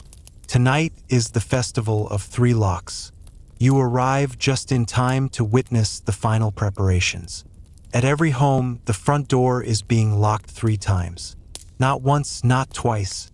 Exactly 3. The locks are mismatched. a wooden peg, a rusty iron latch, and a strip of cloth tied like a knot. You're told that each lock serves a purpose. The first lock stops what wants your body. The second stops what wants your spirit. And the third, that's for what doesn't know what it wants, but might still come in. Inside one cottage, a grandmother pours salt across the windowsill. The grains catch the candlelight like stars. She says, "Some things don't want to hurt you. They just want to be near something warm. But they bring cold with them." She leaves the room without finishing the thought. And maybe that's best. As the sky bruises violet, children carry tiny lanterns from house to house. Each lantern is snuffed at the doorstep. Every darkened flame is a promise. No light for the wanderers tonight. You watch the ceremony unfold in near silence. Even the dogs seem to know. This night is different. You're offered a place to sleep in a hayloft above the livestock. The air smells of straw, fur, and dust, but there's warmth in it. You lie back on the bundled hay and listen. Below you, the animals make their evening sounds. A low grunt, a shuffle, a sigh, and then a noise that doesn't fit. Tap, then another. Not loud, not close, but deliberate. Tap, pause, tap. You stay still. One of the villagers had said earlier, some knocks are meant for doors, others are testing walls. You stay still for a long time. Eventually the tapping fades, or maybe it never existed. Who can say? Sometime deep in the night, you half dream a voice whispering, "Don't forget your third lock." You wake with a jolt, your heart like thunder in a bottle. But nothing is there. Just a sleeping goat and a cracked moon outside.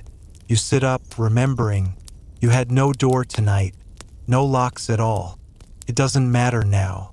You made it through. Morning arrives without ceremony. You climb down from the loft, joints stiff, eyes heavy but grateful. Someone has left bread and a tiny pouch beside your pack. Inside are 3 small stones. No explanation, just 3. You smile. Historians still debate whether festivals like this were more symbolic than protective.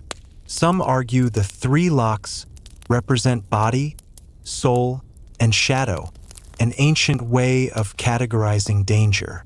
Others say it was simply a way to build community through shared belief. But you don't need to be a historian to know. There's comfort in ritual, even if it only protects you from fear itself. And so, with the stones in your pocket, and yesterday's salt still on your boots, you continue your journey, still tired, still unsure, but perhaps just a little safer. The road today is less a road and more a memory of one. It twists through the hills like a lazy serpent, worn thin by generations of feet, hooves, and worry. The ground is soft from yesterday's mist. Mud clings to your boots like something that doesn't want to be left behind. The morning air tastes like wood smoke, and somewhere you hear a bell. Not a church bell, but the kind used to warn. You follow the sound, not because you want to, because you always do. At the crest of a hill you see it, a watchtower, alone and looming. Its stone's the color of old bone. It's too small to be military, too tall to be civilian. A shepherd passes you without a word, but you catch the shape carved into his staff, an eye inside a triangle. He nods toward the tower. They keep watch for the things we'd rather not know about. The door to the tower is open. No hinges, no lock. It's not meant to keep things out. It's meant to keep something in. You step inside. The air is thick with wax and iron. The spiral staircase hugs the walls, its steps worn down to smooth curves. You climb, not quickly, not slowly, the way you climb when something might be waiting at the top.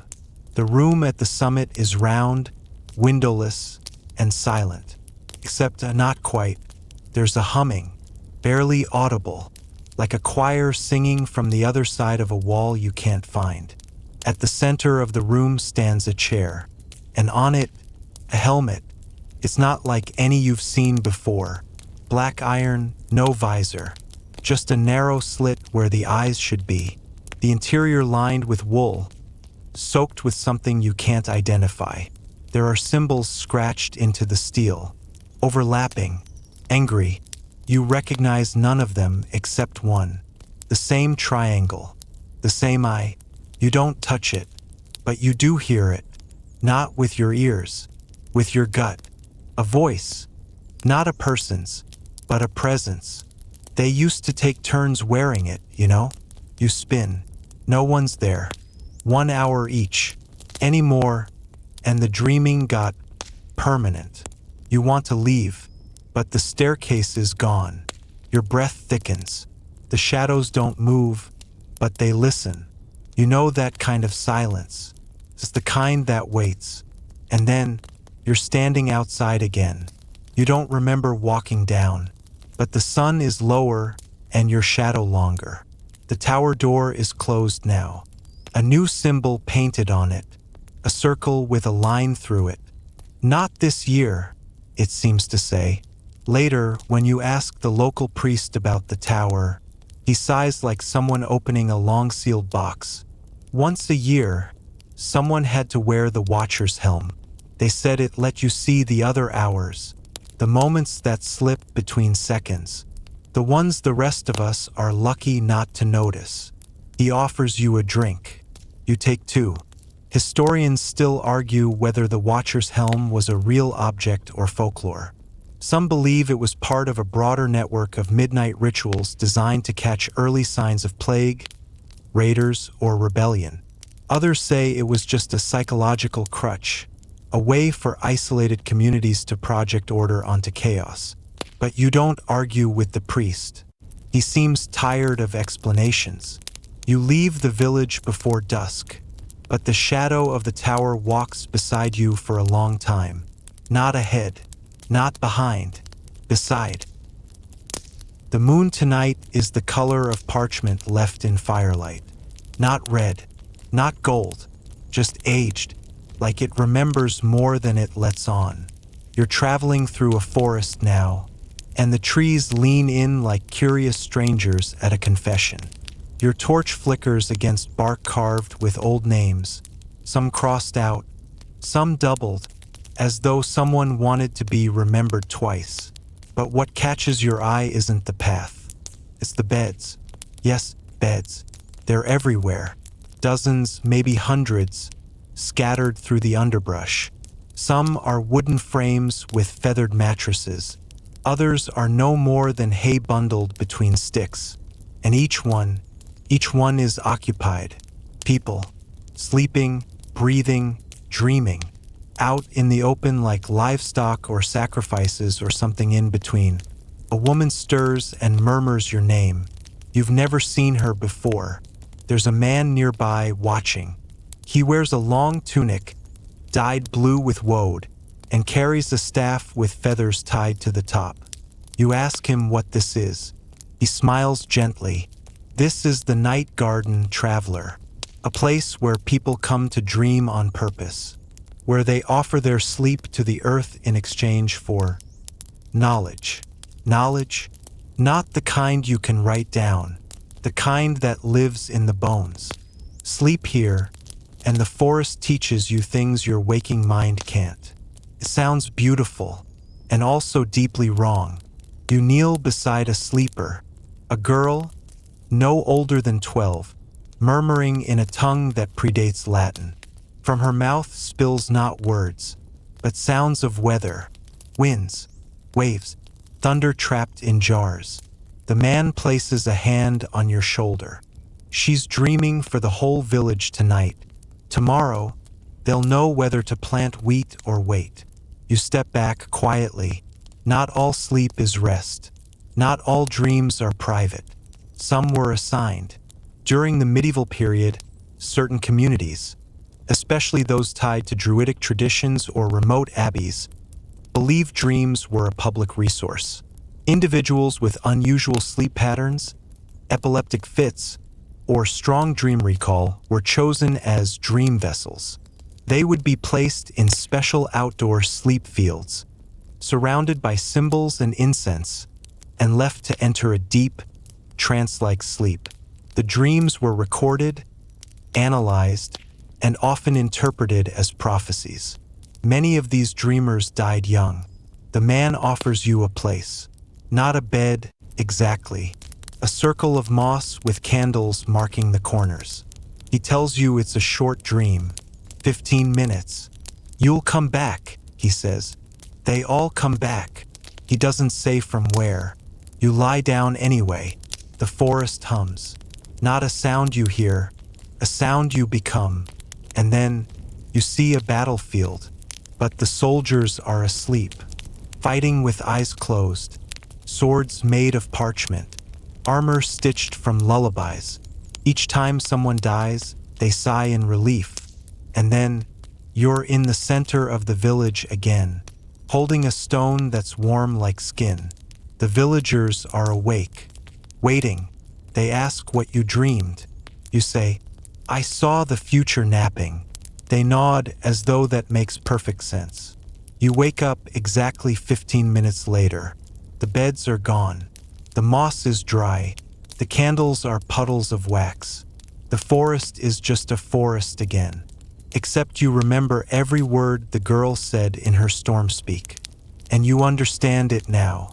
Historians still argue whether communal dream rituals were widespread or rare anomalies. Some see them as a mix of paganism and early psychology.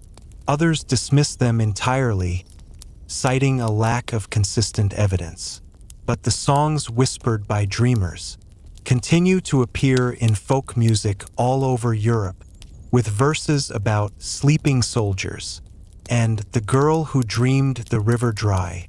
You leave the forest humming one of those songs. You don't remember learning it, but it feels like it was always yours. You're walking along a riverbank now, the kind that snakes around a village like a lazy guardian. It's narrow, shallow in parts, but it hums the way a well-fed animal breathes in sleep. The village to your right looks unsettled, not in ruins, just bent. Fences lean like they're eavesdropping. Windows are shuttered even though it's still early evening. You spot a man pulling straw into the cracks of his door. And you're not the only one walking. A line of people follows behind you, each carrying something odd. One has a blanket drenched in vinegar. Another holds a dried frog. Someone else is dragging a mirror. No one speaks. Tonight, the town is not allowed to sleep. Not because they don't want to, but because of a rule. A law. A curfew unlike anything you've ever heard. You sit on a low wall trying to understand. A boy with wild eyes notices your confusion. It's a wake night, he says. We're not allowed to dream. It's too dangerous. In some parts of medieval Europe, especially during plague years or prolonged droughts, entire communities were banned from sleeping on certain nights. These were called wake nights or vigilia mortem in a few Latin texts. The belief was that certain dreams could spread sickness. Yes, just dreaming the wrong image could kill. According to these beliefs, the mind was more vulnerable during sleep, open to demonic suggestion or what they called death contagions. On nights when omens appeared, two-headed calves, sudden eclipses, or unnatural stillness in the air, priests or elders would issue a decree. No sleep, not until sunrise. People complied, because those who didn't often died before morning. One popular legend from 1371 tells of a girl who dreamt of her brother drowning. The next morning, 12 people in the village were found dead. None of them related to her, none of them wet, except their lungs were full of water. So the community tried prevention. On wake nights, people did whatever it took to stay awake. They walked in circles. They bit lemons. Some stood knee-deep in icy rivers, and others told stories. You pass a group of elders now. spinning tales around a dying fire. Each tale ends with a warning, and each warning is followed by someone burning a sprig of rosemary. You notice a woman setting candles at every corner of her home. Each one glows blue. You ask her why. Blue keeps the sleep spirits out. Red invites them. Green confuses them. But blue? Blue tells them to go bother someone else. Color magic. Sleep superstition. Practical theology. Call it what you want. But it works well enough that people still do it. You look up. A candle flickers in your window back home. Was it always blue? As the night deepens, the tension grows. You can feel people starting to falter. A man slaps himself. A child hums just to stay awake. One woman rocks back and forth, whispering, "Don't let them in. Don't let them in." You don't ask who they are, because you already know. Eventually, a drum starts up. Slow. Boom, boom, boom. It's not celebratory. It's survival. You join the drummers, not because you want to, but because your eyelids feel heavier than bone, and the cold can't pinch you hard enough anymore. For a moment, you stumble. You almost fall asleep against a fence post. But just before you do, you see them. Shapes just beyond the village line. Tall, pale, walking backwards. You don't blink, not even once. By morning, the spell is broken. Sleep is allowed again. People cheer, hug, weep. You ask if this happens often. A man shrugs. Only when the dreams feel hungry. Historians debate whether wake nights were literal prohibitions or symbolic rituals. Some believe they were responses to trauma, times of mass insomnia dressed up as custom. Others suggest that specific clergy promoted the practice to reinforce their role as gatekeepers of the invisible world. But whatever the case, there are still places in Eastern Europe and rural France where elders leave a lamp burning blue just in case. Sleep may heal, but in the wrong moment, it invites things you can't unsee. You leave the village at dawn. Behind you, no one sleeps in, but no one dreams for a while either. You're following a path uphill now. Dry grass brushes your ankles, and a crow watches you from a crooked branch. At the top, there's a building that doesn't belong. Stone walls, thick and sun-bleached. Tiny slit windows, barely wide enough for an arrow. A wooden door reinforced with iron, carved with a single word, somnus, Latin for sleep, or perhaps a warning. You step inside. It's dark, not because the sun has set, but because the windows were designed to keep light out. Your footsteps echo. You realize this was once a sleep prison. In some monasteries and noble households, there were rooms, entire wings, meant to hold people who posed a danger only while asleep. Sleepwalkers, prophetic dreamers, the cursed. They were not punished. They were contained. A nobleman's son who had predicted deaths too often might be locked in such a room at night. His bed bolted to the floor, his limbs loosely bound with velvet cords. A nun who whispered in her sleep in languages she'd never learned might be placed behind thick doors, with bells tied to her hands in case she stirred. People feared what they could not control, and no one controls the self in dreams. In 1453, a chronicle describes a woman named Breda who bit her own tongue off while sleeping. When questioned, after weeks of recovery, she claimed she had dreamt of speaking in the devil's court. She tried to silence herself in time. They believed her and built her a private cell with padded walls and a silver crucifix bolted above her bed. Back in the present, your hand brushes against one of the walls. It's covered in scratches, some shallow, some deep, some spelling out words like, "Let me wake," others just a desperate tally of nights survived. On a table, you find a small object, a carved wooden amulet shaped like a closed eye.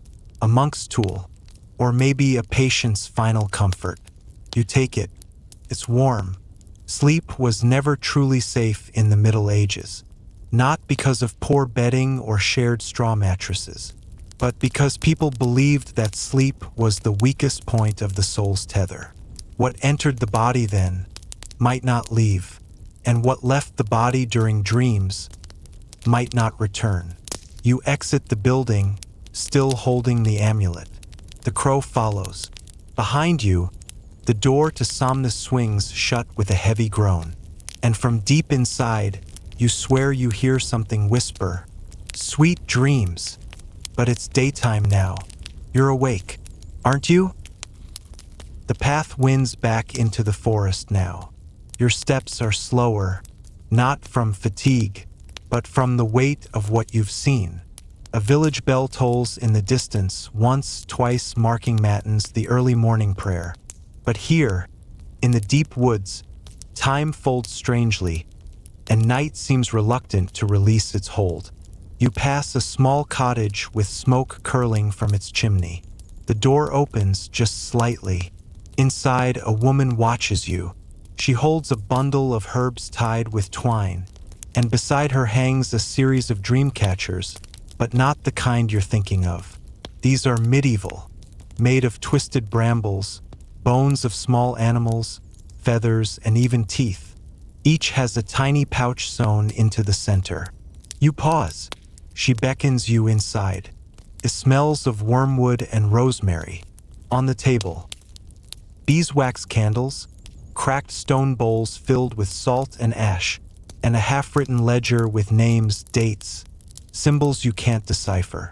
She explains in a hushed voice. Her family, for generations, has recorded the night terrors of the villagers. Not dreams terrors, the kind that visit in silence, leave bruises, steal breath. There's an account from 1327. Jacob, 7 years, screamed with no breath, hands clawing at throat, woke with teeth marks, not his own. Another from 1404. Marta, midwife, claims to wake each morning with a stone on her chest. Husband says no one enters the room. She weeps salt, and then one dated tomorrow. With your name, she tells you not to be afraid. Everyone's name appears in the ledger eventually. It's not a prophecy. It's a record of those who pass through, of those who have glimpsed the thin veil that hangs between sleep and something older. She hands you a small vial, thick liquid, dark red. Drink before sleeping, she whispers. It won't protect you, but it'll help you remember. You hesitate, but your hand closes around it, warm, pulsing slightly. As you leave, she calls after you. Don't sleep on your back. You ask why. She pauses. Because that's how they see you. You don't ask who they are, because you already know. You felt them, in the weight behind your eyelids, in the moment between one breath and the next, in the dreams that smell like smoke and old prayers. The forest opens again. A stone circle waits. You lie down in the center, head resting against cool moss. The sky above turns violet. You can feel sleep pulling at you like a slow tide. But you're not scared anymore. Not because you're safe, but because now you understand the danger. And sometimes knowing is the only shield you get. Now, let the moss cradle your head. Let your eyes drift closed. And remember, always bolt the door. Always check the window. Always listen to the silence. Because in the Middle Ages, sleep wasn't peace. It was a gamble. And you, my friend, have just played your hand. You breathe in. The scent of crushed moss, ash, and the lingering trace of the vial's contents floods your lungs. And as your eyes close, something curious happens. The world does not vanish into blackness. Instead, it blurs. It dissolves like ink in water. You are no longer in your body. Not entirely. You've slipped into a place between. A place medieval sleepers knew intimately. They had no name for it, but they feared it just the same. A land of half-dreams, where the soul wanders before sleep truly begins. You drift through a barn, not yours. Peasants, maybe. Hay packed tight against the walls. A dozen bodies huddled under shared blankets. They sleep together not for comfort, but for warmth, for safety. One stirs. A boy, maybe 6. He opens his eyes and looks straight at you. His lips do not move, but in your mind you hear, "Don't forget the salt." And then the barn falls away. Now you float through a noble's chamber. It's cold, colder than you expect. The fire has died, and the curtains around the great four-poster bed have been tied shut with leather cords. A noblewoman lies inside, stiff with fear, not asleep, not quite awake. She listens. So do you. There's something scratching, not inside the room, but inside her dream. She tightens the cords around the curtain. You recognize them now, iron-threaded. She's warding off something that visited her mother and her grandmother, and now waits for her too. You press your ear to the curtain. It's not scratching anymore. It's breathing. Another ripple. You're in a monastery, stone cold beneath your bare feet. The monks are asleep, wrapped in wool and scripture. But one is awake, Brother Anselm. He records what he sees at night, what visits in the cloisters between 2 and 4 a.m. He dips his quill, then hesitates. You peek at the parchment. One word. Watcher. No more. He doesn't dare describe it. To name a thing is to summon it, after all. You try to step back, but your foot lands in mud. The dream has shifted again. You're standing in a trench. Not World War I.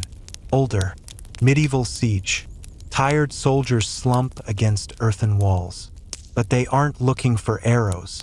They're looking up, at the sky, at something none of them can explain. A knight clutches a charm, a bone carved with a sleeping face. He says it keeps the shadow wives away. You ask him what they are. He says, they only visit soldiers, those too tired to wake. Then he falls asleep, and the charm falls from his hand, back into the dream water. This time it's your own bed, not medieval, modern, but it's different now. There's mud on your sheets, ash on your pillow. Your window is open, just slightly. The air smells of rosemary and old paper, and a faint voice, maybe hers, maybe your own, whispers, "You're still not alone. Now breathe. We're not done yet." But the edges are softening. Your limbs feel heavy, your thoughts slow. You're floating not through places anymore, but through memories, not yours, but ones you carry now, inherited through dreams, borrowed from ghosts. Soon we'll reach the final gate, but for now, let the dreams flicker, let the watchers pass. You're safe, for now. You're back, not entirely awake, not fully asleep. You hover in the realm where time dilates, where each second hums like a string drawn taut. The scent of beeswax and rust still clings to your fingers, though you've long since let go of the lantern. The whispering wind of the moors has gone silent. In its place, a silence that listens. You find yourself walking, no destination, just walking. The ground beneath your feet is uneven. Flagstones arranged in a path that has seen 1,000 feet, 1,000 fears. And then you see it, a door, old, splintered, with iron fittings that pulse faintly, like a heartbeat. There's no handle, just a slot barely wide enough for your fingers. You shouldn't. You know you shouldn't, but you do. The moment your skin touches the wood, it shudders, and the door opens inward. You step into the bedroom of a stranger. It smells of dried lavender, leather, and time. The walls are covered in talismans, each one a desperate defense. A carved eye, A circle of thorny ash twigs. A bag of crushed garlic sewn into the mattress. A note lies on the pillow. It reads, "If they come, pretend to be asleep." Your breath catches, but you're not alone. A woman sits in the corner. She's watching you, not moving. Her dress is stitched with hundreds of tiny teeth. She smiles, but not at you, at something behind you. You don't turn around. Instead, you lie down. Sleep doesn't come easily. Not here. Not in the chamber of the night guest. That's what the villagers call her. A presence said to visit only the most well-defended sleepers. They say she hates to be challenged. So if you ward your doors too tightly, lock your windows, string bells from your canopy, she notices because she likes a challenge. And tonight, you're covered in protective symbols, drenched in the dream ink of 100 memories. You're exactly her type. The room stretches. Walls bend outward like soft cloth pulled by unseen hands. Time grows thick. You're still lying down, still breathing, but your limbs don't respond like they should. You can't move. Sleep paralysis. The medievals knew it too well. They didn't call it a disorder. They called it a visitation, a creature pressing on the chest, a demon of sleep, the mare, where we get nightmare. You feel it now, a weight centered on your chest, slow, deliberate, suffocating, but not crushing, observing. The old texts say, do not open your eyes. They say, do not speak its name. They say, if you lie perfectly still, she might mistake you for already taken. You hold your breath, wait, and then she exhales, long, low, satisfied. The pressure lifts, and the darkness recedes. When you next blink, you're in your own room again. Nothing has changed, and yet everything has, because now you know what the medieval mind carried to bed. It wasn't just the fear of thieves or wolves. It was the knowledge that sleep itself was vulnerable, that in dreams the body may rest, but the soul wandered, and not all who met it were kind. So tonight, as you pull up the covers, remember, sleep was once the most dangerous hour of the day. And you've walked through it, unscathed, but watched, always watched. You don't remember falling back asleep. One moment you're staring at the ceiling, heart slowly returning to rhythm, and the next, you're standing in a quiet courtyard, moonlight reflecting in a shallow basin. There's a well at the center, stone, deep, older than the building that surrounds it. This is a cloister, and you're not alone. Monks drift silently from archway to archway, their steps echoing as if through water. No one speaks. They carry candles, but none flicker. It's the midnight office matins, a sacred interruption of slumber. In the medieval monastery, the night wasn't a solid block of rest. Sleep was divided, interrupted, structured like the prayers themselves. Monks would lie down soon after sunset, then rise before midnight. Not by alarm clock, of course, but by the bell. And not everyone heard it. If you were assigned as the bell ringer and failed to rise, that's not just lateness, that's spiritual negligence. Monks slept in their robes, ready to rise instantly. No fluffing pillows, no brushing teeth, just a cold stone floor and the discipline of the rule. You're handed a candle. The wax drips on your knuckles. It burns, but no one reacts. Pain, like comfort, is irrelevant here. You walk with them, not because you're devout, but because you're curious. What did it feel like to sleep in a place where dreams were treated as distractions? Where night was not a private thing, but an act of shared devotion. The chapel is dim, but not dark. You can see every face, each one focused not on the prayers, but on the absence of dreams. See, the monks weren't afraid of sleep because of demons. They feared it because of what it pulled them away from. Each dream was a temptation, Each warm bed, a betrayal of vigilance. So they trained their bodies to wake at holy hours, to pray when the rest of the world was most vulnerable, to protect the soul from its own sloth. Of course, not all monks were saints. Records speak of those who snuck naps in the choir stalls, of brothers whose heads dipped mid-chant, only to be nudged awake by a stern elbow. And there were visions, monks who claimed to see angels descending during matins, others who saw shadowy figures hiding behind the columns.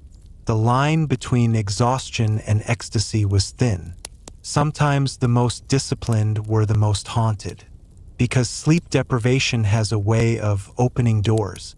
You sit on a stone bench. The Latin chants swirl around you, slow and soothing.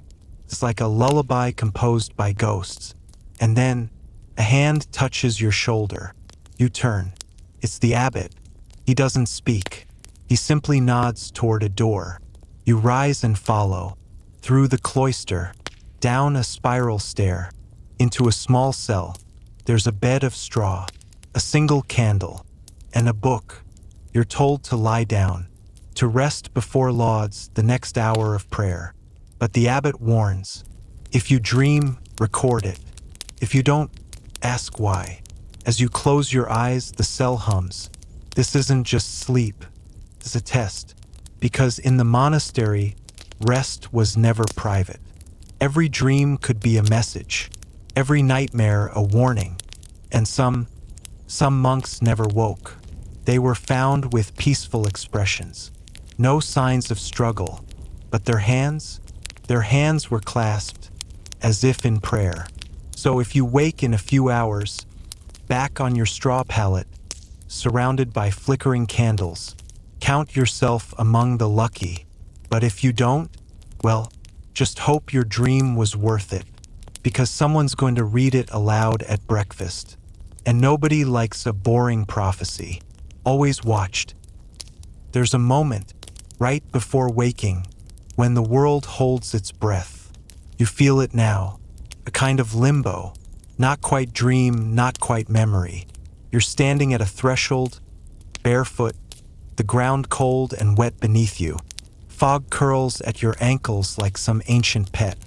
Ahead, a fortified manor, high stone walls, arrow slits, a portcullis shut tight. Behind you, just mist, no path back. You're here to learn how nobles protected themselves at night, not with prayers or cramped haylofts, but with walls, retainers, and very specific rituals of security. Because if a peasant feared thieves, a noble feared betrayal. You're admitted by a sleepy steward, holding a lantern. He eyes you, then shrugs. Hope you've no sharp edges. Lord's gone twitchy again. Inside, the manor is claustrophobic, not the sprawling luxury you imagined. It's built like a fortress. Thick doors, iron bolts, dogs sleeping in doorways, and above all, people everywhere. Nobles didn't sleep alone. Not really. They had guards stationed at every floor, often just outside their chambers. The more paranoid lords? They kept a squire or page inside the room while they slept. One eye always open. You climb narrow steps winding upward, each landing lit by torches, casting long, flickering shadows. At the top, the master's chambers. The door is thick oak, reinforced with iron bands. 3 separate locks. But inside, surprise, there's no luxury 4-poster bed.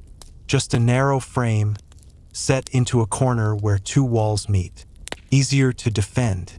There are no windows, only slits in the stone, and a hatch in the ceiling with a rope ladder hanging down.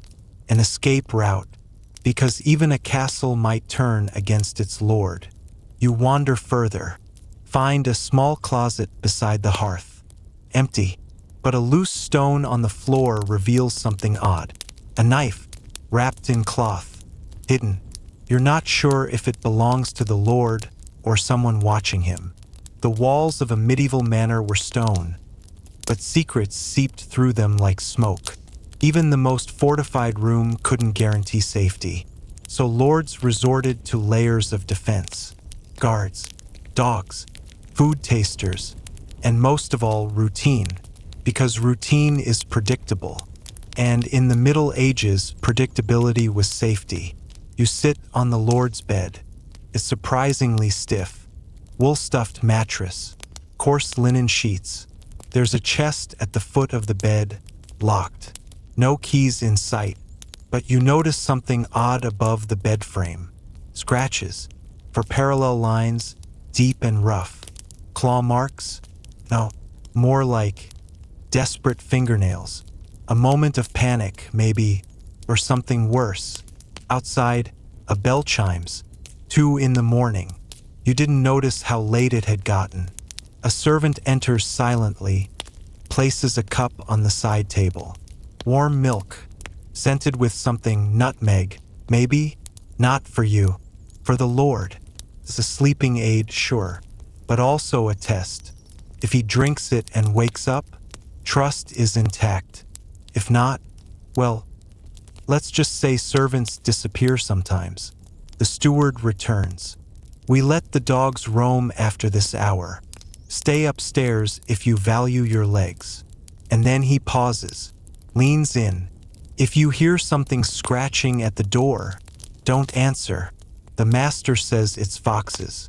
But we haven't had foxes since spring. He walks off before you can ask more. And now you're alone, with a stiff mattress, a silent room, and a blade beneath the floor. You lie down, unsure whether to close your eyes. Because here's the thing about sleeping in a noble's house. You're not just resting. You're part of the defense plan. Another set of ears. Another potential betrayer. Another dreamer who might whisper secrets in their sleep. So if something tugs at your blanket tonight, ask yourself, is it the Lord checking to see if you're awake? Or something older, still scratching at the door? Always watched. The fire in the hearth has long since gone out. Ash smolders quietly. The room breathes with an ancient rhythm. Stone sighing, wood creaking, a dog whimpering far below. And then, a sound. Not loud, just a soft, deliberate click. Not the crack of timber or shifting weight. A human sound. A latch, somewhere in the corridor. Followed by footsteps. Too slow to be casual. Too light to be armored. You hold your breath. The steps pause outside the door. Then nothing. No knock. No whisper. Just stillness. You wonder, was it real? Time stretches strangely now, like dreams tangled in bedsheets. You sit up. The scratches above the bed seem deeper. The walls seem closer. And the locked chest? Was it always open a crack? The cup of milk on the table, untouched, has grown cold. Steam no longer rises. You glance at the door. It remains shut, bolted, but somehow, you're not sure it would matter if it wasn't. Because medieval people knew the truth. No door keeps out what waits inside your mind. Your breath fogs faintly in the air. It's gotten colder. Far colder than a fireless room should be. And then, the dogs. Barking. First one, then many. High-pitched yelps. Angry, panicked, chasing something unseen. Their footsteps echo on the floorboards below. A crash. A cry. And silence. You rise slowly. Move to the slitted window. Outside. The world is drowned in moonlight and mist. But you see it. A shape, standing at the edge of the woods. Tall, still, cloaked in shadow, watching the house. It doesn't move. You can't look away. And then, his head turns. Not toward the manor, not toward the barking, but toward you. You step back, heart thundering. Blink. Gone. You're alone again. Except for a whisper. Not all guards carry blades. Some carry secrets. Came from behind you. But when you turn, just the room, just the chest, just the bed, now rumpled with your weight. and the cup now empty. Had you drunk it? You don't remember. At some point, your eyes close. Maybe you sleep.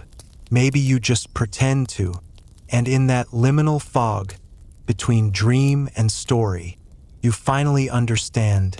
Medieval people didn't just protect their bodies while they slept. They protected their souls. With iron, with rituals, with myths passed down in murmurs. Because the night wasn't empty. It was full of stories, of secrets, of watchers in the mist. And now, centuries later, here you are dreaming their dreams, sharing their fears, and maybe, just maybe, something from that world followed you back.